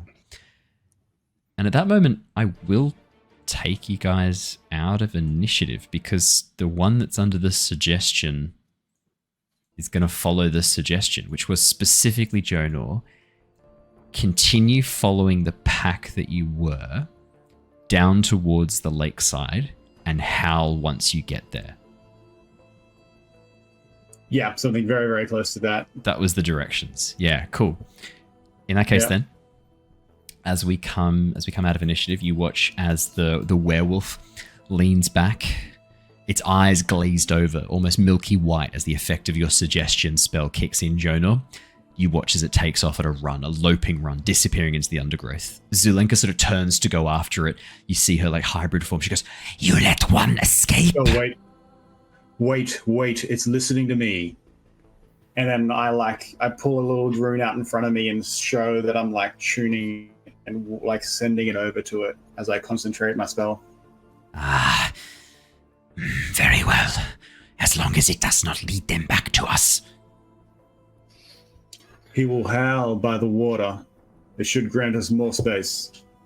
Then we don't have much time. Come, follow me. And with that, you watch as she transitions away from that hybrid form back into the full wolf form, takes off at a loping run again.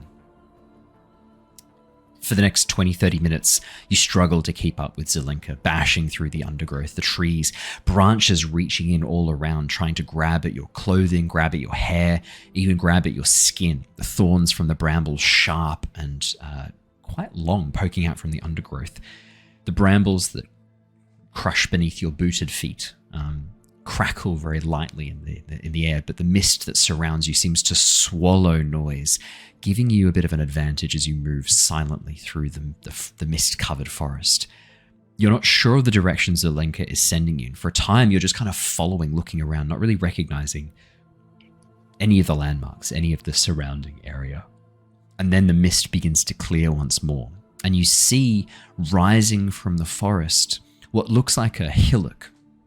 Grass covered for the most part, trees emerging from the top, but in front and around it you can see where the forest has been pushed back and cleared, making way for this very large unnatural clearing. The grass around the edges torn up and turned into this sort of sodden mud perimeter around the outside of a very large cave-like opening in the side of this hillock.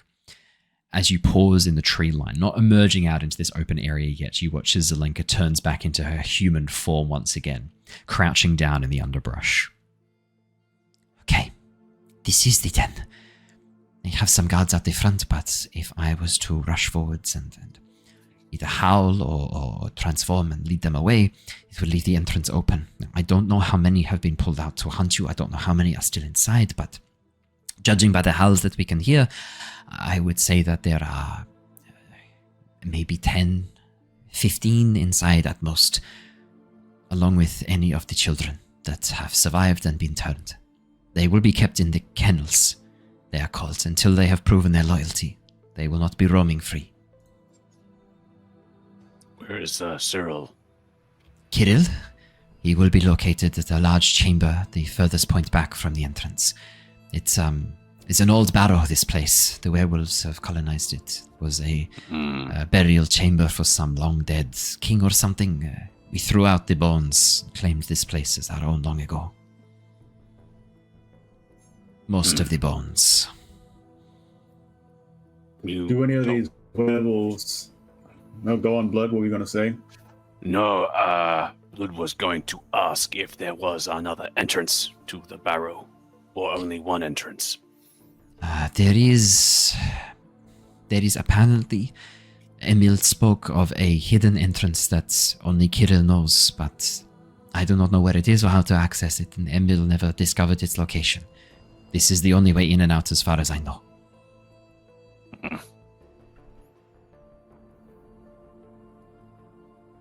Are you ready for this? These werewolves, do any of them understand the arcana? Will we be going up against just claws or also magic? You will be going up against claws and magic. Whatever the person knew in life before they were turned into a werewolf, they know in their lupine form. Some of them were gifted in magic. You will be facing not just those scouts that we saw. That is the least of what you will face in there. Okay. Are you ready for this? No, but let's do it. Axel do it lets out anyway. a cough and draws upon his last second wind as he kind of like coughs up a little bit of blood. Nice. Coughs up a bit of blood. We don't know. Nope, not going to finish that sentence. Nope. Oh, go on. Nah, you're good. Boo. Lame. Finish it next time. I wanted to hear it. I know, right? I think that was what led to it. I don't want to know what Axel and Blood got up to before we met up with them. For you to be coughing up a bit of blood. Just a bit of fun. I'm going to bring you across to a map. Gets lonely on the, the The open ocean. countryside of High Barovia. seas. Open seas. I Yeah. need the sea to keep you company. I brought you across to a map. As you Lots can of see, semen. it's quite a large hillock as you look across. At this point, I've positioned you at the easternmost edge of the map, having emerged from the forest and sort of coming around towards the south where this entrance is located. You watch as Zelenka transforms into her... Actually, no, she'll stay in her human form and she's going to rush forwards, running out of the tree line towards the cave. She shouts something. You don't understand the language. Oh, yeah, sorry, I will move Dracob off the map. That's right. You did send Dracob off into the abyss. As Zelenka rushes forwards, you can hear her shouting something in a language that none of you speak. A few moments later, you watch as three of the guards, one who is inside, two of them who are outside who you could see, gather together and rush off. Yes, Tithla. Sorry, just before that, is Tithla's connection to Dracob still such that he is of this plane? Yes. Cool. Perfect then. Yes, yeah. Dracob has not been caught and torn apart yet. Okay, well, no need to put it quite like that. Why not? That's the truth.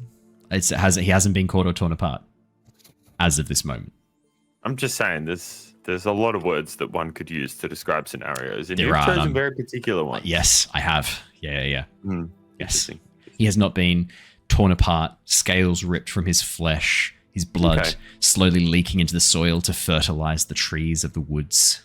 I can think of somebody Yet. who might have their, limbs torn apart and their blood leached into the soil to fertilize. Might think of someone that could happen to.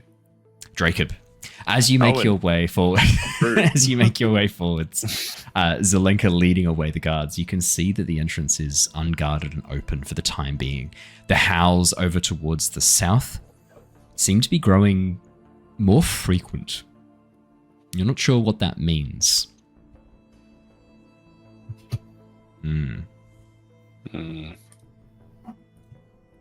That's what you see. What would you like to do? Just stand there in Okay, well, you need silence. to draw as many out as you. Sorry, You need go to Tom. draw as many as you can. So you'll go out the front of the den and transform and run, or how do you think they'd best be drawn to you? Oh, you watch Jonor as Zelenka rushes over, speaks to them in an unknown language, leads three of them away from the den towards the woods, disappearing out of sight.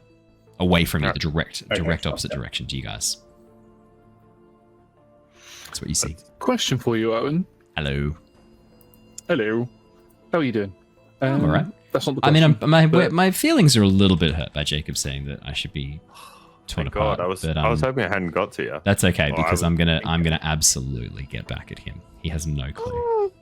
Yeah, So carry the on. question I have for you is that I have this Fokluken Bandor, You do have a Fokluken Bandor. That's very true.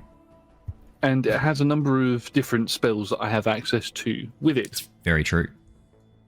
It doesn't say anywhere on here that I can cast the spells that I have by using more, because each of the spells cost 1 charge. Yes. But it doesn't say anywhere that I can use additional charges to cast a spell at a higher level. No.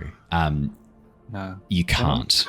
No. Damn So the I was Fokluken, gonna so the cast instruments. invisibility on everyone. No, so the instruments of the bards are pretty specific. You can cast the spells that are kind of like bound to the instrument. That's imagine almost like the instrument has music bound within it, and you're kind of unleashing that music, which has these effects each time that you cast these spells. It's a specific song. Unfortunately, you can't do covers. I'm going to pull it up and go, dun, and then Yeah, go yeah. poof, out of existence as I will cast invisibility on myself. Nice, very very nice. Where did Killian go? I'm still here. I'm just invisible.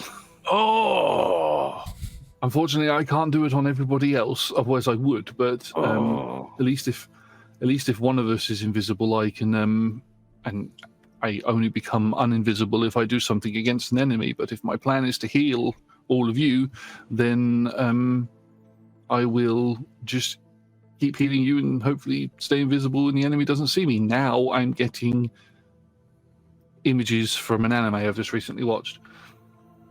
what How is did that anime? go for them? But the anime is called Solo Leveling, and I don't know. No, I knew. I was asking his blood because I thought we were still role playing. Yeah, Soul Living's fucking sick. Great shout out. Check it out. Perfect. With Killian invisible. Tithla, previously you've managed to grab dust and sort of sprinkle it around. I feel like this would be a very, very helpful occasion for this. Yeah, of course. It's not quite a dust, it's more of like the juices. But yeah, it kind of like helps you blend juices from like the fruit. It's anyone seen the movie Predator? What is movie? It's like when you have you seen a picture? No, it's Tithla. No, it's not. There are no moving pictures on Ostea. There are shadow plays and camera obscurers, but no. I have heard of moving pictures in and I'm doing hand gestures and you can't see me because I'm invisible. I have heard of moving pictures in Faerun. We have them there. Yeah, they're not on Ostea. Yeah. And I'm pretty sure Jonor's a good enough magician. So illusionary displays of theatre is what you're kind of referencing here.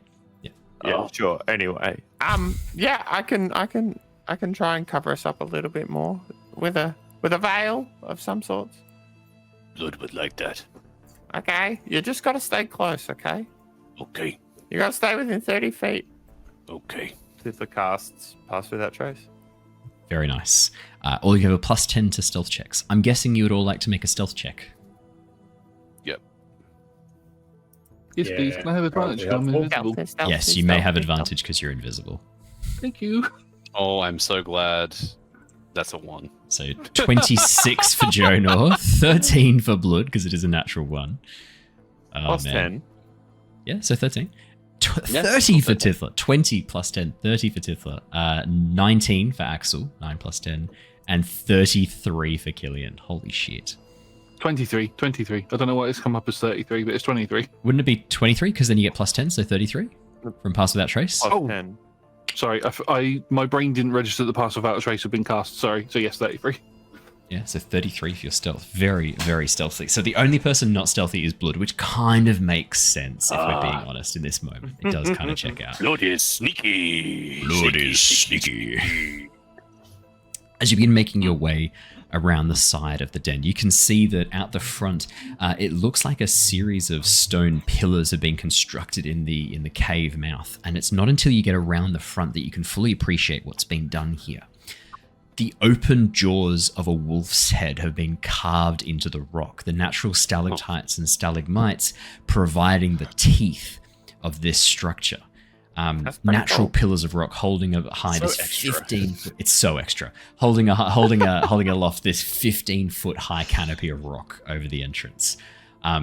it looks like the cave opens up even more inside, maybe up to even 20, 25 feet. You can see torches lining brackets in the walls and recessed into the eyes of the wolf's head, giving this sort of soft orange glow from inside the eye sockets. From somewhere deep inside, echoing out through the chamber, echoing out through this open wolf's head mouth, you can hear the discordant notes of a flute or ocarina, maybe. Disjointed and really sounding a bit off. And that is what you see in front of you as you begin to come around the side. What is that? Oh, I need to roll for Styx, actually. Let's see.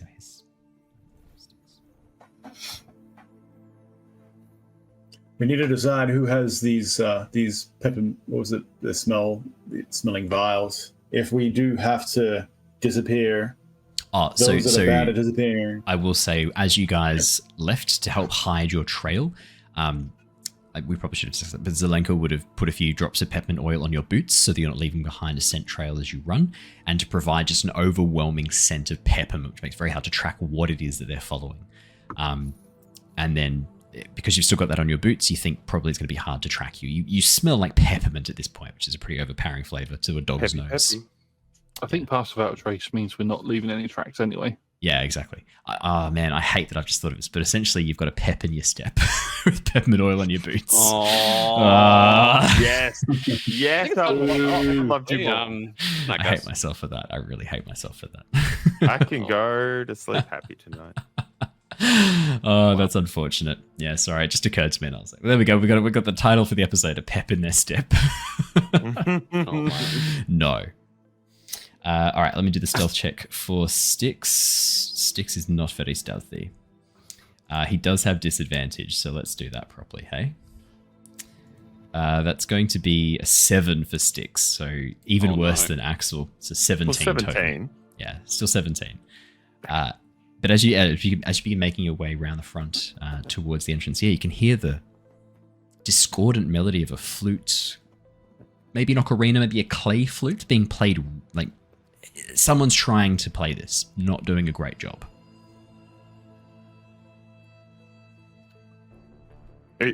So we can just see the one. You can't see anyone. This is the sound echoing from the cave. You can hear the sound of a flute being played. Killian, if you're here, if we get close, do you want to pop your head out and have a look around the corner, given that, you're apparently invisible? You don't have to respond. I know you can't talk. I can scout ahead, it's fine. I know you can't talk when you're invisible. Shh. I can talk when I'm invisible. I will go scout ahead, don't worry, and I will sneak up and... talk when you're invisible. I won't. Thank you. Sneaky, sneaky, sneaky. Can I talk? No. No, it's best not. Keep it down. You can talk. You may not talk. All right. I just managed to get Jacob to tell me to not do Styx's voice. I'm going to carry that one forwards. That's fantastic. Played him. You got me. Got him. You got me, Owen. You win. I would like to advance and inspect what is ahead of us, please. And Killian, can always have a perception or investigation check with your eyes. To keep the pace so that he can stay within the veil. Stay within the veil of pass without trace. Yes, absolutely. Well, the good thing is that you guys can get right up to that corner where the wolf's head kind of emerges from the stone. There's a bit of a natural alcove there that you can kind of hide in, which then, Tithla, if you're sort of positioned a little bit further forwards, right at the edge, Killian can move out and around. It's 30 feet. There's tons of room. It's not as much room as you think. So if you're here, 30 feet's only up to about there. Okay. Like this is a big old map. The wolf's head is like 20, 30 feet wide, 30 feet high. It's huge. 17 Styx. 17 on my perception. 17. As you use your perception and look inside, as you gaze through the mouth, it's right, I can do that voice as well. I haven't used that for a character. I fucking should though. Yeah. As you look inside, you gaze around the edge of their mere teeth. Stalactites and mites, you might call them. Stalagmite call them. As you look inside, you can see up on top of a raised section of stone, a natural rise of the cavern floor. You can see what looks like two people. one of whom is standing very much to attention, gazing out, keenly looking forwards, the other of whom is cleaning their fingernails with a knife. And as you look over these people who are sort of standing out looking, it looks like maybe 2 guards, currently in human form, one male, one female. The sound of the flute continues from somewhere far deeper. You can see inside the cave, it looks like it kind of splits into 2 different directions, pathways leading left and right from this point. Is there any way to determine which way the music is coming from? Yes. Tunnel? Yeah, from where you are, it does sound like the flute is coming from the left-hand side. Okay. I turn around and start to do hand gestures, realise Yeah. I'm invisible, sneak back, and right into Tith's ear I go, there are, and so everybody, well, I do it right into Tith's ear. There are 2 guards up ahead. The music that we're hearing is coming, and there's a fork in the road. The music that we're hearing is coming from the left. My guess is it's coming from the leader who thinks he can play music and clearly can't. Okay. Everybody, the leader's probably to the left. There's a fork in the road. There's 2 guards in the way. You think leader play music? I think he's trying. Okay. Can we quietly take out those 2 guards? I could try and distract them and run away. If you bring them out of mouth, I kill. Blood kill. And then we would alert everyone. If you bring them out of mouth into opening. We don't know how many else there are in there. Also, the werewolves that we fought previously were quite hard to take down, so I doubt we'll be able to kill them in one shot. Well, how we do it's quiet then. You think we can sneak past? Might be able to sneak past, yes. Okay. Should we try it? I think we should. Okay. Let's try and sneak, and if they see us, then we fight. Then we get them. Okay, I'm going to leave a trap. So when we come out and go into this tunnel, stay on this side of the opening, okay? It's going to leave a little trap, just in case. And Tithla's going to duck out. Yep. And just cast Snare. Nice. Where would you like to cast it? Level. Like a third of the way across from the other side. So can you ping it for me, and I'll drop that. down. I'll drop down a little spell, like a little animated spell, so we can see it. I guess theoretically it'd be a quarter of the way, right? Yeah. Where's the best one for snare? I might have to use a spike growth. So what's the range on snare? Just so that I get it right. Oh, it's a good question. I probably should have looked at that. Yes, please. Touch. All right, on the way through.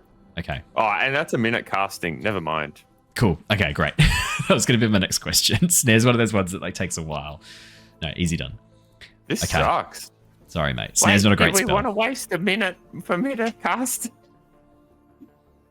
Probably not. Okay, never mind. Sound like I think we need to go. We sneak past, yes? Yep. Alrighty. As you begin moving through the... What's our order?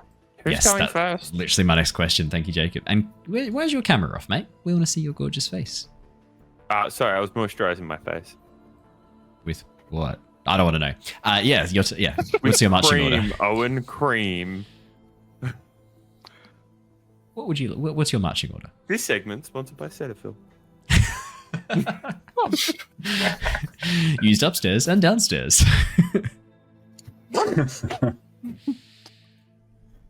Blood is probably not in the front of the marching order, considering stealthing is not his forte. I think I'd go in the front because I'm invisible. And That Tithla makes has sense. to be about the middle. Okay. Yep. So Killian's in front. So Killian, as you move through the gap, seems fine. No problems at all. Who's next after Killian? You know, Tithla's going to arrange everyone. Killian. Axel, you go next. Then me. Then Jonor. Then Styx. Then Blood. No, then Styx. Then Jonor. Then Blood. Okay. Sounds good. As you begin moving through, It all seems to be going okay, Tithla, as you crouch down, sticking to the shadows. The guards, you take advantage of a momentary lapse of concentration. You watch as they turn and begin talking to each other, laughing at some joke. And then Blood steps around the corner, and it all falls to shit. Blood, as you walk around the corner, you just happen to lean up against one of these stalagmites, wanting to sort of crouch, get a bit of a look around. You place your hand against one of the stalactites, and as you lean around, looking around the corner, you hear something crunch and crack. And as you look over in fear, you watch as the top half of this pointed tooth-like structure slides slowly off and smashes into the ground right next to you. Am I able to grab it at all with a You reflex? did get a stealth of natural 1. I will allow it, but I'm going to say that the crack still sounds. This is just me like creating the environment for the natural 1 of how they hear you, wanting to create like a cinematic experience rather than just being like, Blood, you're loud.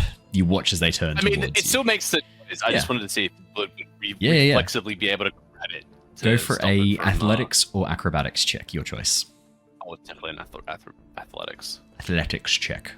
Athletics. He has an advantage on that, being a barbarian, so... Cool. 26. Blood. You catch the stone. And in this moment, you're like, fuck yeah, Blood's stealthy. And it's this point as you look up, like ready to celebrate, you look as the 2 guards have turned and looked towards the lot of you. You realize that initial crack was probably quite loud, especially to the enhanced hearing of a werewolf. It's also not just you. They do also hear Axel as well, and Styx.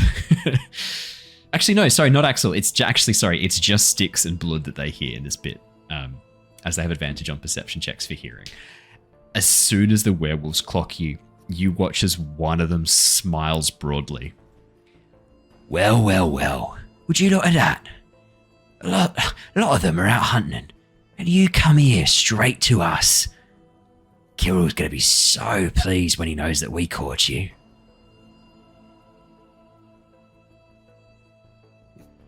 I love this kind of like awkward pause. Everyone's like frozen the moment, looking up at the 2 guards. Yeah. Okay. Going to attack. That was the plan. So Tithla's going to pull out a bow.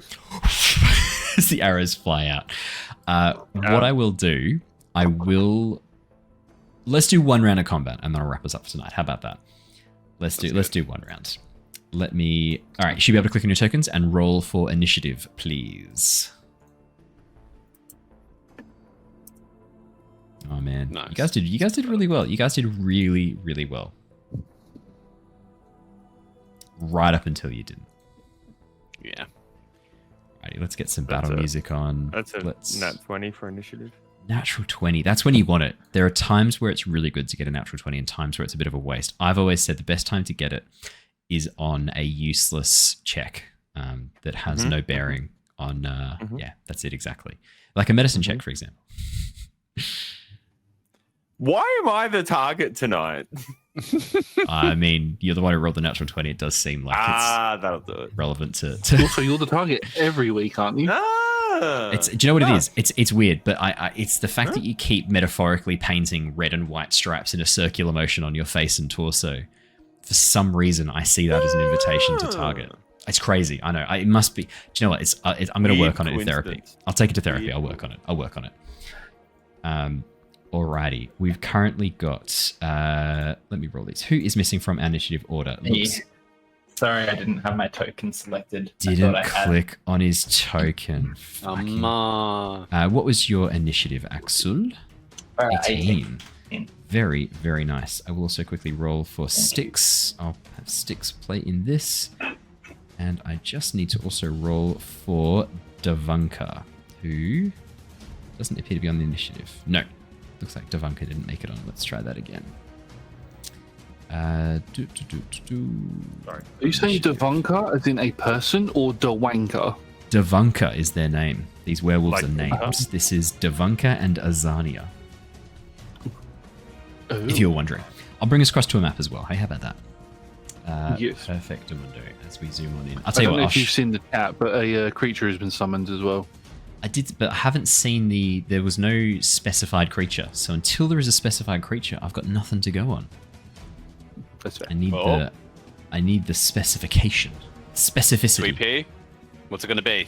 It's going to be. It's all right. I'll bring it in some, but it doesn't have to be right away. Bring it whenever.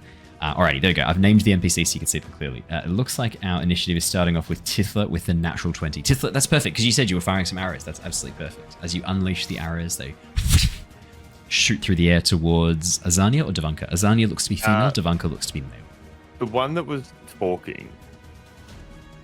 Yes, so Devanka. Great. Tithla then shoots her Agavos breath at Devanka. Does a... Didn't pop up. That would be a 19 hit. 19. I did not specify CR. Apologies. CR is 12. 19 definitely hits Devanka. All right. So we'll roll that damage. That's 11 plus... I don't even know what the number is. 5, so 16 points of damage. Perfect. Now... Tithla is going to do Hail of Thorns. Very nice. As you hit a creature, this spell creates a rain of thorns that sprout from your ranged weapon or ammunition. Target of the attack and each creature within 5 feet. Oh. Sorry, mate. That sucks. Sorry, mate.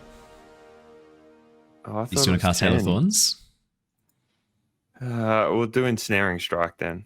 Perfect. I need to make a dexterity save, I think it is. Yes. Done. I'll make the dex save. That is going to... Strength save. Strength save. Awesome. That's you good. Hit, and it does hit. Yeah. Because my dex is only +0, but the save for strength is +4. That's going to be a 12. I think that's still a fail, though. Yeah, that's a fail. Perfectamundo. So she is restrained. Alrighty. He is restrained, Devanka, because you're aiming at the male who called out, right? I did know. One who spoke. Devanka. I'll chuck the little net icon on them. As Perfect. the arrow flies loose. Takes 1d6 piercing damage at the start of each of its turn. Okay.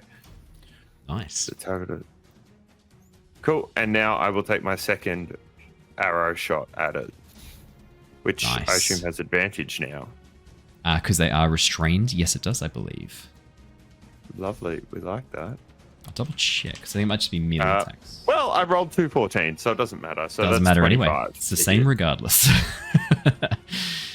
Let's have a look. Oh, that's the old ones. Where's the new ones? Here we go. I love that they haven't... they still have the old ones come up first if you try and pull them open, not the new ones. That's great. Love that. 14 is still a hit, by the way. 14 is the... sorry, it was 25 to hit. Oh, then that definitely hits. Yeah. Roll a 14. That definitely hits. So that was a... Yeah, attack rolls against you. So, yep, you're good to go. Yep. So it definitely has the advantage. So that will be 13 plus 2 is 15 points of damage. 13 piercing, 2 cold. Very nice. Lovely. Anything else on your turn, Tithla? Yeah, she's just going to, separate a little bit and just... pull away from the pack a touch. Forward. Yeah, nice. Blood. Out for blood. So from this, we're making a fair bit of noise. There looks like there's people there. Blood's a pretty angry boy, so as a bonus action, he goes into a rage and kind of throwing caution to the wind, as obviously this melee has broken out, or this combat has broken out. As he goes into a rage, again, he leaps 20 feet, half his movement. And then, continues on. So he'll go 20 feet with a pounce, and then the rest of his movement to get into combat with Devanka. Nice. And then 5, 10, 15, 20. I'm not sure if you can quite get 20 feet, sorry. 40, because if you jump... 20 plus 40. Oh, 20 plus 40. Apologies. Yeah, then you're absolutely fine. Yeah, so with the pounce, it's half your movement, and then it's 40 with the movement. Yeah, fantastic. Cool. And then as he sees the restrained Devanka, he, raises his axe and unleashes. Alrighty. Let's see some damagios. So as he's back in rage, he gets another 9 temp HP. That comes back. Brilliant. And yeah, he just swings down with the axe. This is with advantage, correct? Yes, it is. Restrained means that you have all attacks. Attack rolls have advantage. And its attacks have disadvantage, which is quite nice too. Awesome. Cool. So we'll roll to see what we get. Jeez, good for the advantage then. 14. First hit's a 5. And an 15. So we'll take the 15. 15 definitely hits. 15 definitely hits, great. So we'll roll the damage there.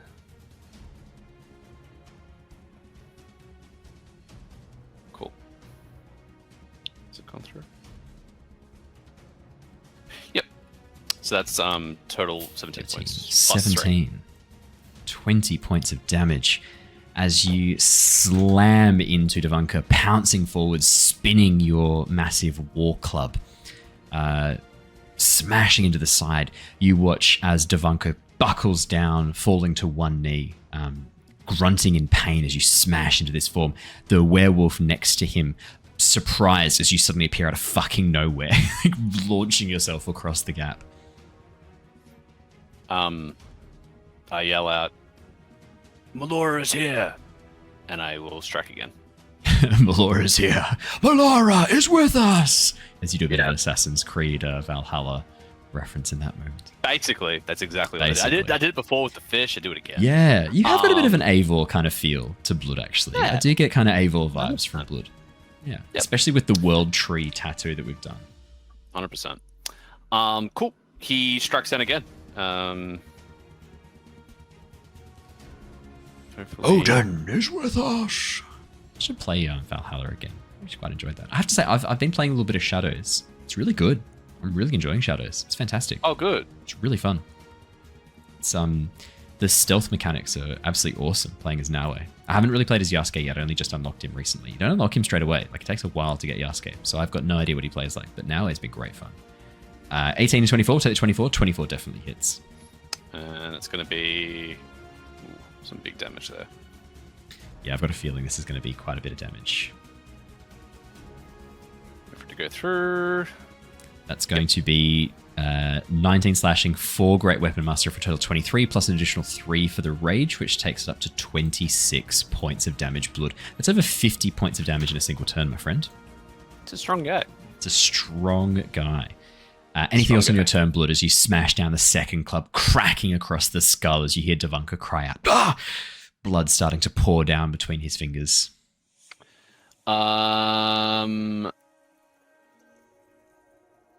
Yeah, no, I can't hit the other one because I'm not within 5 feet, so that's fine.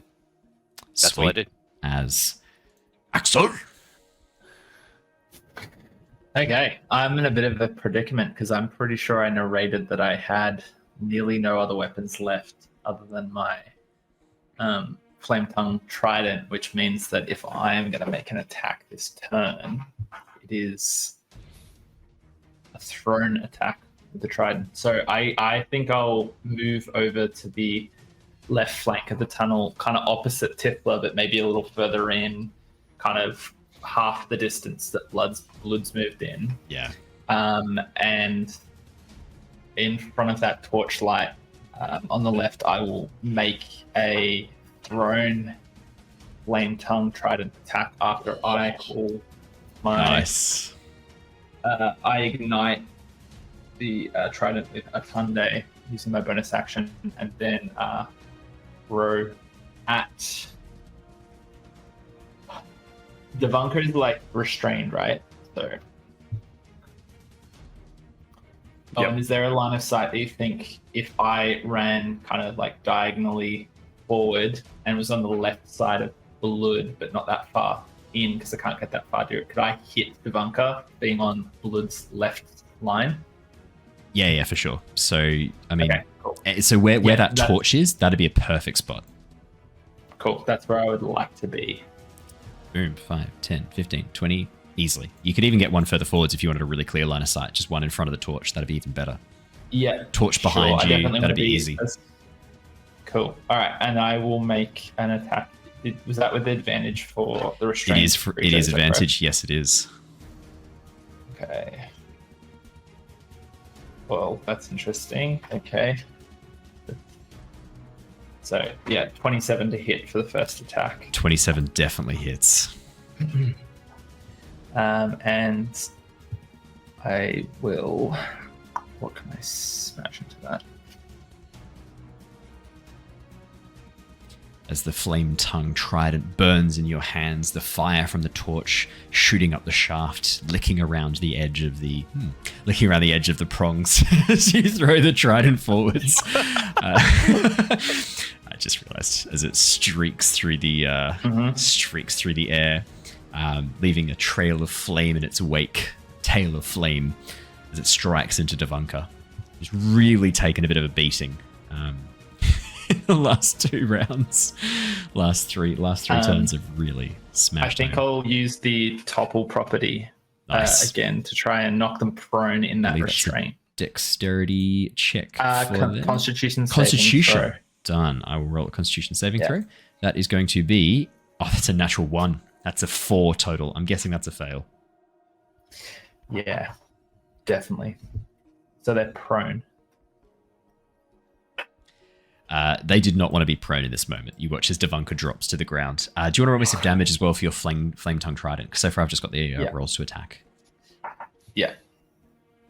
We'll roll that damage as well. And we'll definitely get Killian and Jonor's turns as well before we wrap up for tonight. Hey? So that is going to be 10 points total because you're throwing it. Oh, well, if it's thrown, if it's thrown, it uses the one-handed properties, I believe, from memory. So that'll be 5 plus 5 for a total of 10. Does that have the 2d6 fire damage, or does that only work? It has added the 2d6 fire damage for a total of 5. So 5 piercing and then 5 fire for a total of 10 damage. Sweet. As the trident streaks through the air, slamming into the bound Devunka, you watch as it strikes through, maybe hitting them in the calf, causing them to topple down onto one leg, dropping to one knee before slipping on their own blood underneath their feet, landing prone in front of Blood as Blood just hefts his great axe on top of them, this massive wooden great club with shark teeth, and looks down and goes, good. Yeah, pretty much. Axel, anything else on your turn? No, I'm now patting my pockets, looking for something else to do with my second attack, and I have nothing. I'm tapped out, and I'm eyeing my trident, realizing that I need to get in there and get my weapon if I'm going to engage in the fight again. Super, super fair. Devunka is going... He's fucking hurt. Devunka's going to use half his movement to stand up. I believe Tithla at the beginning of his round, he takes a d6 piercing damage from being entangled. Could you please... And to break out of the restraint, so it's 1 from the damage. To break out of the restrained, which if you're restrained, can you move? So can you stand up? No, 0 speed. No, in that case, then he can't stand up. So he could use his action to try and break out of that. No, he's not going to... Oh, you've really got him in a bit of a bind. Literally. Hey. Got him in a bind. As he... Yeah, there's not much he can really do. Let's have a little peekaroo. So it's a strength athletics check. If he would like to spend his action to try and break out. Yeah, he's going to have to. There's nothing else he can... Well, no, that's not true. He's going to try and attack Blood while lying down. He has disadvantage on this attack against you, Blood. But there's nothing else he can do. He knows he's fucked in this moment. He is going to try and bite you and then try and use his claws to rend you. Sure. Blood. Does a 18 hit you? Don't forget they have disadvantage. Yes. That's with a disadvantage? Yep. That's with disadvantage, yeah. 18 and 21. Cool. 18 definitely does hit. That will be 16 points of piercing damage, my friend, and I need you to make me a Constitution saving throw. Cool. It's a good thing. God, I shouldn't say anything like that. Do it. Say it. Oh. The old you understand it. 13? Constitution is 13. 13 is a pass. Whew. I will let you know now, though, that the lesser werewolf bites, It's an easier DC to pass as we move up the ranks of werewolves. Some of them carry a much stronger form of the lycanthropy curse. Cool. You are just passing this blood. If you had rolled a 12 that had been enough to pass the previous bites, you would be currently facing the curse of lycanthropy. Dang. Okay. Dang. The next attack is going to be... that is going to be a 17. That's with disadvantage. One of them was a natural 20, so... Wow. That still hits. Still hits. That is going to be 16 points of slashing damage. So that's 8 for me. Very cool. Nice. And that is Devunka's go. Asiana. Asiana is going to cast... No, he's not. As Asiana starts their turn, I don't know what turn they are. Yeah, she's going to start casting spells. I will use... No, I won't let him do that. You're not going to let her do that? I'm going to use Branches of the Tree.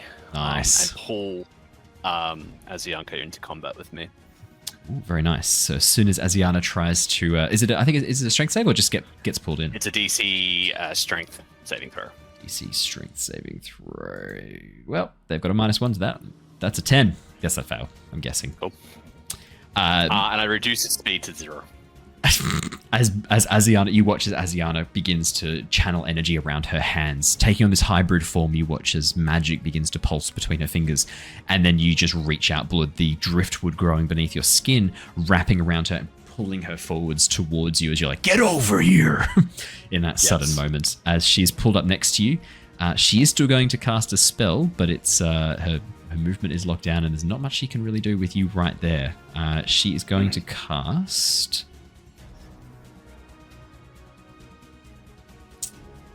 Yeah, she's going to cast Shatter on Jonor, Styx. Is Killian still in range of that too?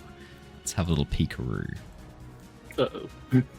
I know it's not just Jonor who can cast Shatter. There are other creatures who know the spell as well. Not just Jonor that doesn't like Fireball. Yeah, well, the thing is, werewolves don't love fire, so it's one of those situations where they're not playing around with fire.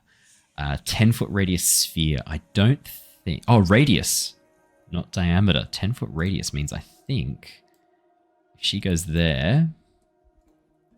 Yeah, Killian, Jonor, Styx, and not Tithla. Oh. Alrighty. Could I please have Constitution saving throws from Killian, Jonor, and Styx? This spell being cast, I see the air being sucked towards this person's hands, and knowing the fearsome nature of the spell, Jonor cannot let that happen. And he's going to do all he can to cut that spell, and he throws these golden blades through the air to rip apart the runes he's putting in front of him with the counterspell. What level are you casting counterspell? 3rd level. That is enough. There is no check required. It automatically destroys the spell. As she goes to cast the shatter spell, Jonor, you see this moment in your mind, that your future vision starting to alert. You see the thunder spell activate, this burst of loud noise drawing all the werewolves in the surrounding area back to the mouth of the cave. The cave acting like an enormous trumpet, right? The wolf's head open, detonating a shatter spell right in the entrance. That noise echoing out through the forest immediately would have drawn back all the wolves. You can't let that happen. And as you reach forward, your fingers brushing against the weave that underlies this world, you pull and shatter the spell as she attempts to cast Shatter, breaking her magic and preventing her from being able to cast this spell. That's her full go. There's nothing else she can do. Killian, it's your go next. That's the version of counter spell we were using. Yeah. I am going to... I've measured it already. I'm going to move 30 feet there. And then I'm going to use my action to hide. Yeah, that's fair. Can I have a stealth check, please? Would it still be with advantage? Yeah, would she have been able to see Killian? Oh, no, to target him? You're still... No, you're invisible. No one knows you're there, Killian. Yeah. You didn't take any damage. The spell didn't activate. She wasn't aiming for you. It was just that's where you were standing, where Jonor and Styx were. She was trying to get Tithla too. Yeah, you're actually still invisible. Don't worry about a stealth check. You're good to go, man. Okay. I'm going to go there. I'm just going to hunker down because I am not in any. And I'm going to look up. I'm going to look up this way to see what is up here. I am not in any fit condition to fight multiple waves of enemies. Killian, as you look down the chamber in front, I'll move the map in position. You can see a number of wolves currently lounging about, some of them walking around, pacing, some of them sort of looking around as they listen to the sound of a flute. Oh no.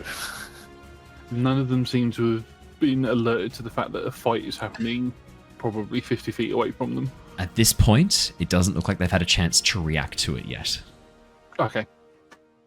I'm just going to stand there. And then, yeah, if they come, I'm going to shout that they're coming.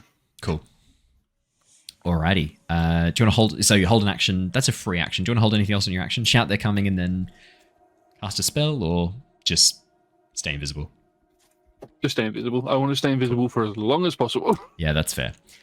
Styx is going to... there's not much ranged damage Styx can do. 5, 10, 15, 20, 25, 30. 5, 10, 15, 20, 25, 30. As Styx gets up next to you, Blood, looking at the mage, Azania, looks up and goes, I'm going to kill you now. Well, not right now, but soon. And that's Styx's full go as he dashes up. Jonor, it is your go next.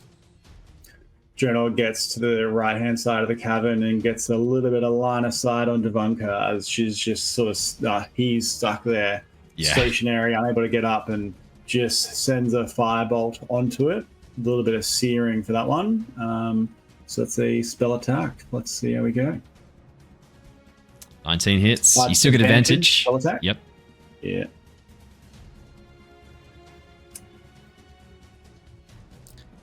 Uh, 12. We'll take the 19 for the firebolt. That's 19 points of fire damage. Jonor, how do you want to do this? Hey. Burning from the roots upwards, so it just consumes the roots, and that's more fuel for the fire, and it just rolls up. And just melts the feet, and he drops. Melts the feet and he drops. You watch as he's currently prone, covered in these tendrils of vines from the ensnaring strike. A moment later, Jonor, as you ignite the flames, ignite the fur and his clothing as well as the branches wrapped around him. You watch as he goes up, catching a light immediately. Something about the flame seeming to burn through his body much quicker than you would have expected. And in a moment, as he is engulfed in flame burning away, you watch as Azania turns towards him and goes, "No, Devonka!" As he just starts screaming, being engulfed in flame. That, at the end of the round, is where we're going to wrap up for tonight. In that moment, Nice. Killian, your held action is activated as the sound of someone burning and the sounds of battle attract the attention of the wolves. You hear the flute stop and a single short, sharp, piercing sound from the cavern beyond, and you hear the sounds of baying dogs and hounds as the wolves begin to dash forwards into the front of the chamber looking for their prey. And that's Reinforcements coming! that is where we shall wrap up. Bring it for on! Tonight. Thank you so much for joining us, everybody. I hope you have enjoyed this episode of Curse of Strahd. We will be back with Avatar Legends tomorrow night, with Return of the Giants on Wednesday, and more goodies to come, hopefully, for the rest of this week and for the weeks to come. I will see you all very, very shortly. For those of you watching on Twitch, don't go anywhere. We are going to go and raid a lovely friend of the channel. Now, I know that we always have RollTogether doing the... Oh, actually, you're not up, Josh. Is RollTogether not... Yeah, we're not live at the minute. You're not live at the... Are you going to go live tonight? Actually, I'll tell you, I'll bring us across to... I'll bring us across to Corsair's Cove, and then I'm sure they'll bring the raid to you guys afterwards, because that tends to be the kind of pattern we follow with other Josh. Let me bring us across to Corsair's Cove. We'll do a raid to them. For those of you who are watching on YouTube or listening to the podcast, remember to engage with the platform and make that algorithm work for us. If you want to avoid being entangled, knocked prone, and then set on fire by an errant fireball, the only way to do that, firebolt, I should say, Jonor doesn't use fireball. Only way to do that is to make sure you like, leave a comment, and subscribe. It is the only thing protecting you from this entangle spell that at any moment Jacob will come to your house and cast on you if you don't do those things. If you're lucky. If you're lucky. We will see you all next time, everybody. Stay safe and stay well. See you all next episode. Goodbye. Bye. See ya. Bye.